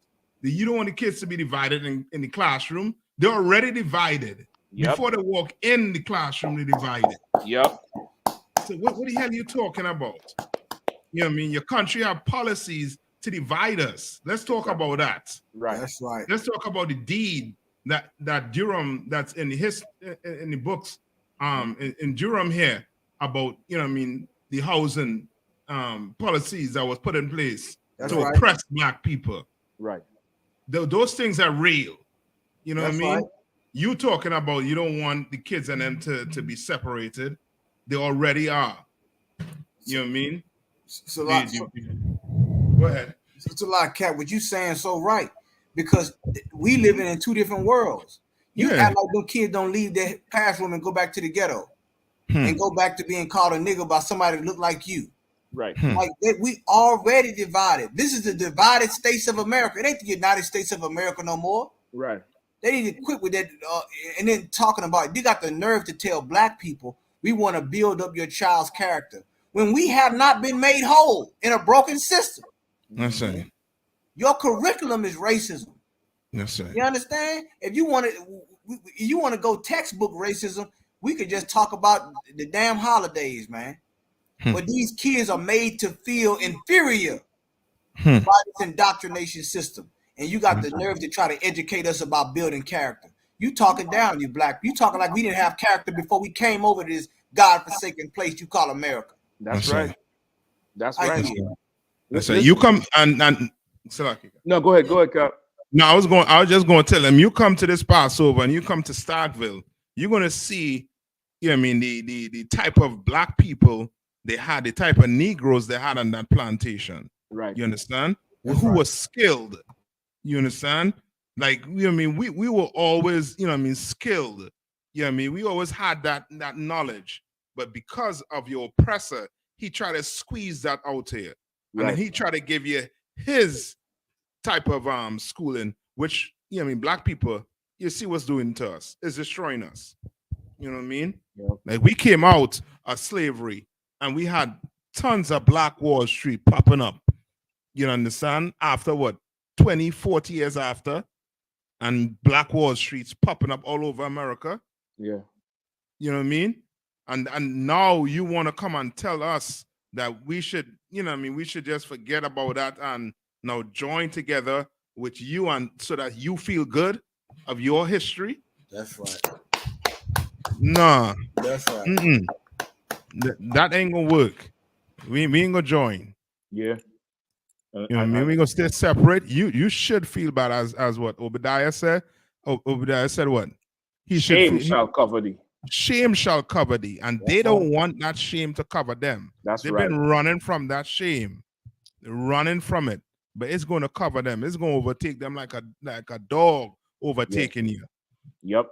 You remember a few years ago they started writing in the textbooks. It was the migration. Yeah. Like how you could not, you say you let's talk about the truth, but don't make nobody feel bad. How, you know, then I should call the Holocaust, you know, suicide. If I start saying they wanted to be gassed, you would say I was insensitive. You would say, you know, I don't have a proper grasp of reality. Yeah. But you get to put in a textbook, not just go out on a platform and say it. You put that in a textbook for a whole generation of children to learn that the slave trade was not a trade, but people picked up and decided to come here to work. You all are diabolical people. Yep. You're absolutely diabolical and heartless, and there's only one type of language that you would understand. That's the noise your stomach makes when you're inside touching your back. Your belly button is touching your spine. And them days is coming. GEN.YAHANNA making sure that shit. Them days is coming. That's right. Them days is absolutely coming. You're going to suffer. And you're going to watch them Negroes who was on them corners with them beards and them braids and them boots and hollering and screaming. And by the foolishness of preaching, you'll call us fools. You're going to see hurt, not the oil and the wine. You're going to see the Lord have mercy on this house and destroy that house. That's right.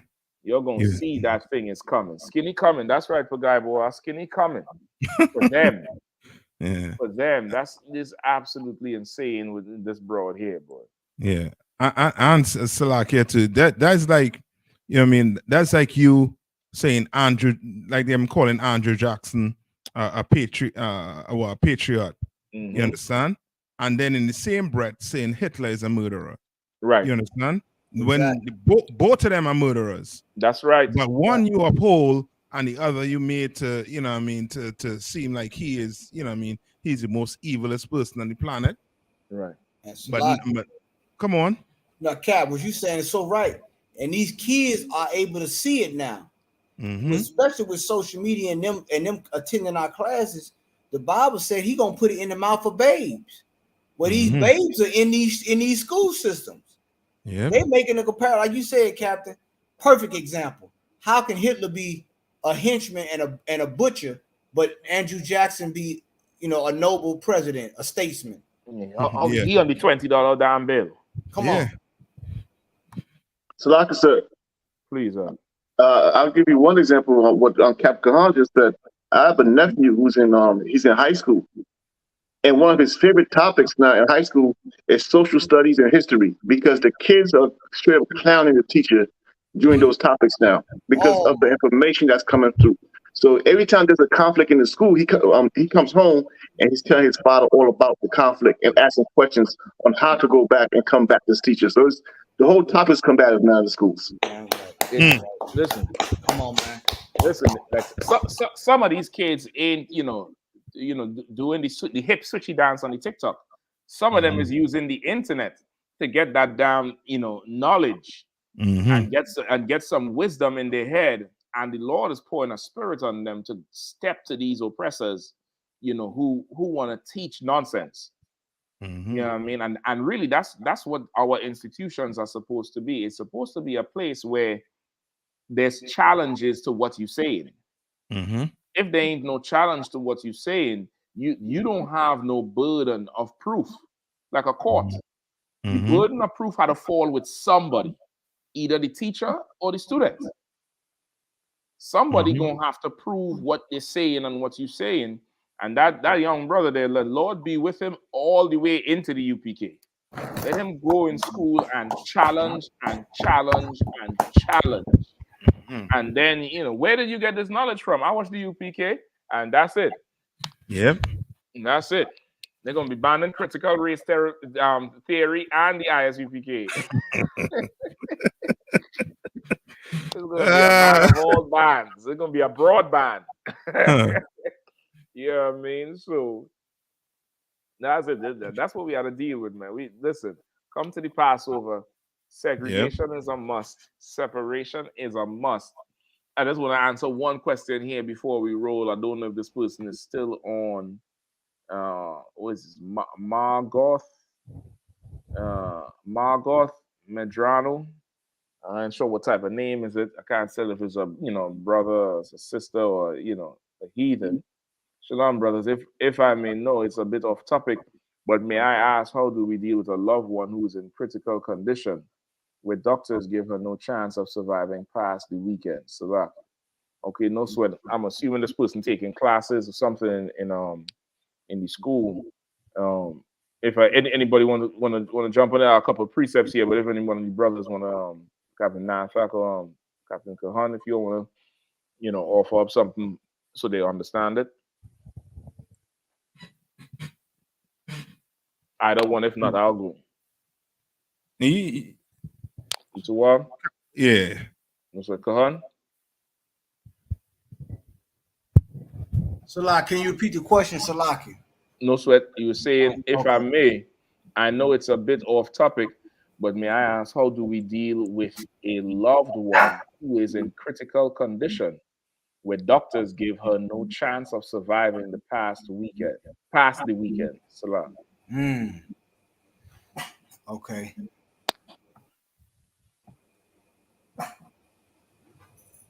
I have a couple right here. Yeah. I got some off top. I got let me look up a couple of precepts, but I definitely got something for them. It's definitely I don't know who this loved one is, but definitely our prayers and you know, condolences is with, you know, the family for sure. And we hope that, you know what I'm saying, that they're able to survive it. But if not, we have to understand that there's a time and season for everything.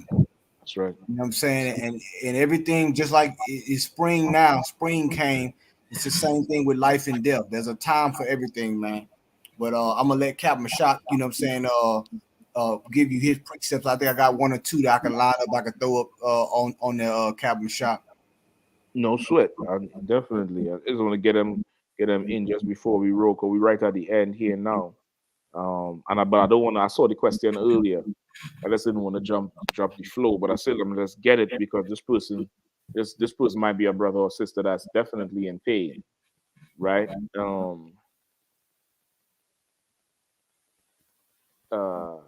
Give me Ecclesiasticus 22:11.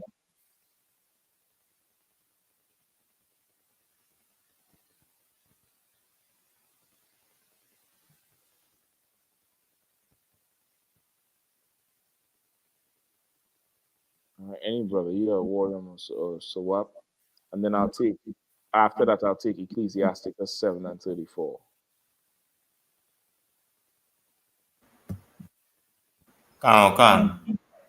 The book of Ecclesiasticus, chapter 22 and verse 11. Weep for the dead.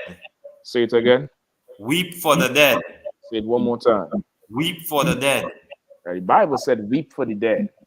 Now, what the first I don't understand is, especially when it's a close loved one, it is absolutely okay to take that time to weep for the dead. You just lost somebody who's close to your loved one, somebody who, you know, is dear to you. You could take that time to weep for the dead. You cry because you miss this person. You cry because this person, you know, meant a lot to you. Right? The Bible says, "Weep for the dead." Go ahead. For he hath lost the light. Right? And he had lost the light, which is mean what? That thing that kept him alive. Is that spirit is now taken back to the Lord. As you read about that in Psalms 104, where the Lord said he take the spirit and then send it back to renew the earth. That particular person you're talking about, I believe is a woman. She's going to be back in the earth. Right? She's going to come back. Reincarnation is absolutely real. But for now, you want to take your time to mourn for the dead. You could go ahead and mourn for that person who's passed. Right? Go ahead. And weep for the fool. For he wanted understanding. Right? And also weep for those who don't understand. Right? You come into the truth, you're going to understand that loved one, number one, whenever they go, they're not there anymore. You know, people be going to the grave and putting flowers and talking to a headstone. That person ain't there no more. But then some people don't understand that they don't understand that you weep for them as well. You weep for the dead, you weep for that person who doesn't have that understanding that you may have, that you don't understand that Christ is black, Jews is black, and we get reincarnated into you. Go ahead. Make little weeping for the dead. But at the same time, you want to make little weeping for the dead, meaning you cry and you mourn for the dead, but don't go overboard, because why? You know there's something that you know now. Go ahead. For he is at rest. Say it again. For he is at rest. For that person is asleep. They're going to meet the Lord. And they're going to be coming back. The Lord take their spirit and they're going to be coming back. They're at rest now. They ain't got to fight in the oppression no more. They at rest now. Go ahead. But the life of the fool is worse than death. Now understand this part. That person is gone. Their chapter is over. You weep and mourn for them. But if you delay, I don't know who you are or what your position is with the Israelite school or UPK, and where you get your understanding from. But if it is that you or anybody who may have lost a loved one, that person is dead and gone. They can't do nothing about their life anymore. But you have your life now. You still have air in your lungs. The scriptures say a living dog is better than a dead lion. You should now, after your period of mourning, after that time you mourn, you should rush into the UPK and learn the ways of the Most High in Christ. You could rush in here so you could build yourself up and your families up, and you're better able to deal with the death, to deal with that thing that's coming for us all. Like everybody's going into that hole one day. one sometime or the other. And you go now we done because we learn from this from the Christian church, you know, we think that's the end all and be all, and that's not the end all and be all.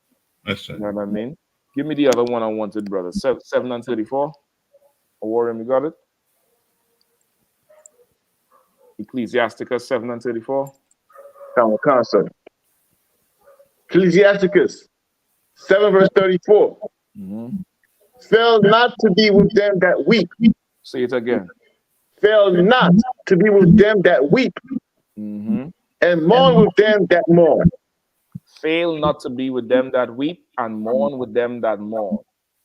You go and you mourn for that person. If you say that the doctors say they ain't gonna make it, they ain't gonna make it past the weekend. It could be some sort of illness this person battling, you know. And part of mourning somebody who's passed is you don't want them to go. You want to keep them around because you have a relationship with them. That person may be well ready to be done with the pain of whatever illness they're going through. You know what I mean? Whatever it is, their body is done. They're ready to do, you know, ready to move on. Be ready to let them go. And you know what I mean? And you now come into the work of the Lord and help build a kingdom, build a world, build a society where that person could be reborn. And they don't have to face the oppression that you know, still living in. You know what I mean? That's my advice to you. Go ahead and take your time to mourn. They will be back. The Bible says they will be back. Reincarnation is real. They're coming back. The question is, are you going to help build the kingdom of Christ, the kingdom of the Most High in Christ, so that they could be born in rulership and not oppression? That's it. You know what I mean? That's all. If anybody else had anything they wanted to jump in and say. That's it there, Cap. You know what I mean? For real, that's a comfort in itself, knowing that they're gonna be back. That's right. You know what I mean? But at the same time, you know what I mean, it's a loved one. So of course you're gonna cry, you're gonna, you know what I mean, you're gonna miss them. But you know what I mean, as you say, that you know what I mean, he or she might be in that pain where, you know what I mean, she, you know what I mean, he or she will give up the ghost. You understand what I'm saying? Give up that spirit. You know what I mean? But at the end of the day, they will come back and get a brand new body. That's right. But with that brand new body that coming back in the earth, you better come in and prepare a place for it. That's right. You understand? You come in here and work and prepare a place for that loved one. You understand? Don't just, you know what I mean, cry for the rest of your life and, you know what I mean, do what Christians do and mourn on that day and, you know what I mean, and not move on. You're going to have to come in here and move on and know that trust that our loved one coming back. That's right. You know what I mean? And that is it. That's about it. Yeah, well, listen, we are at the end of it. You know what I mean? Passover next week, Saturday. Everybody gonna be down there in Raleigh, North Carolina. I you know what I mean? Yeah, I mean, they're gonna be coming from all over the place. You know what I mean? We're gonna be having a ball down there. The planes coming in, the trains coming in, the cars coming in. You know what I mean? GEN.YAHANNA can't come in, but GEN.YAHANNA, Lord be with you, nigga. Go ahead and do what you're doing, boy. Do you do? I see you. I see you, GEN.YAHANNA. I see you, nigga. Do what you're doing. Let's get the Lord's Passover going on, man. Y'all make it down there. Come on down to that tour so you can see why these oppressors want that critical race theory done. You know what I mean? We ain't playing with it. You know what I mean? So again, to Water, you know, Captain Nathak holding down there in North Carolina, bringing us up. I think we lost Kahan, but you all know Kahan is always, you know, rocking with us. You know what I mean? Tonight we have, you know, special guest of Warrior. You know, Officer 5,000 of Warrior holding us down here from DC. And of course, Officer 5,000 SHALAM are holding us down. SHALAM, we're gonna see next week. You're gonna slaughter that live. You know what I mean? I know. Yeah, man. So when we coming up with Captain Galawan, we have Badawan coming from Jamaica. We have the brother from Bahamas. What's his name?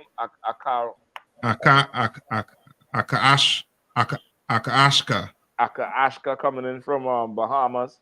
We have Magun coming in from Puerto Rico. I think Zabadia and Barakia Allah and the whole Canada crew and Adi Adam coming down from Canada. Farashia bringing the whole pond. He just going to bring everybody who have an accent, everybody who say in it. Everybody who say in it gonna be on that plane with Parashia coming next week. Yeah, I mean, down there, how I could forget Mexico. Yashika bringing up everything, all the boroughs. All the boroughs coming across that boy. We're going to be having a ball in North Carolina, man. You know, we're going to be back on the 8th. You know what I mean? Be there, be in the building. We're going to be back again. I think Kazakh Slaving tonight. He's going to be back, Lord allow. You know, the partners of Kapash, everybody going to be back. We're putting it in. We're putting it in hard for this Passover. Make sure you're all down there, man. April 1st, man, is a whole week long of events. Pay your Passover fee, $200 per person. Everybody 17 years and over. Go get that bus, pay for your bus transportation, $20, man. You got the bus for the whole damn day. Going everywhere. You ain't got to worry about driving, nothing like that. Pay for that tour, $12 for both tours. You can't go wrong. That's for everybody. That's for everybody. That's the, $12 for you, $12 for your the spouse, $12 for the children, each child. Pay it up, man. Trust me, it's a good tuition. You're gonna go and try and send them to Duke, and they ain't gonna get no education over there. Come on down, $12, man. You can't beat it. You know what I mean? Kids party is gonna be a ball, all black party. We're gonna be rocking the whole thing out. I mean, we don't miss it, man. With that, we're gonna say shalom, man. Yabashim Shabbat.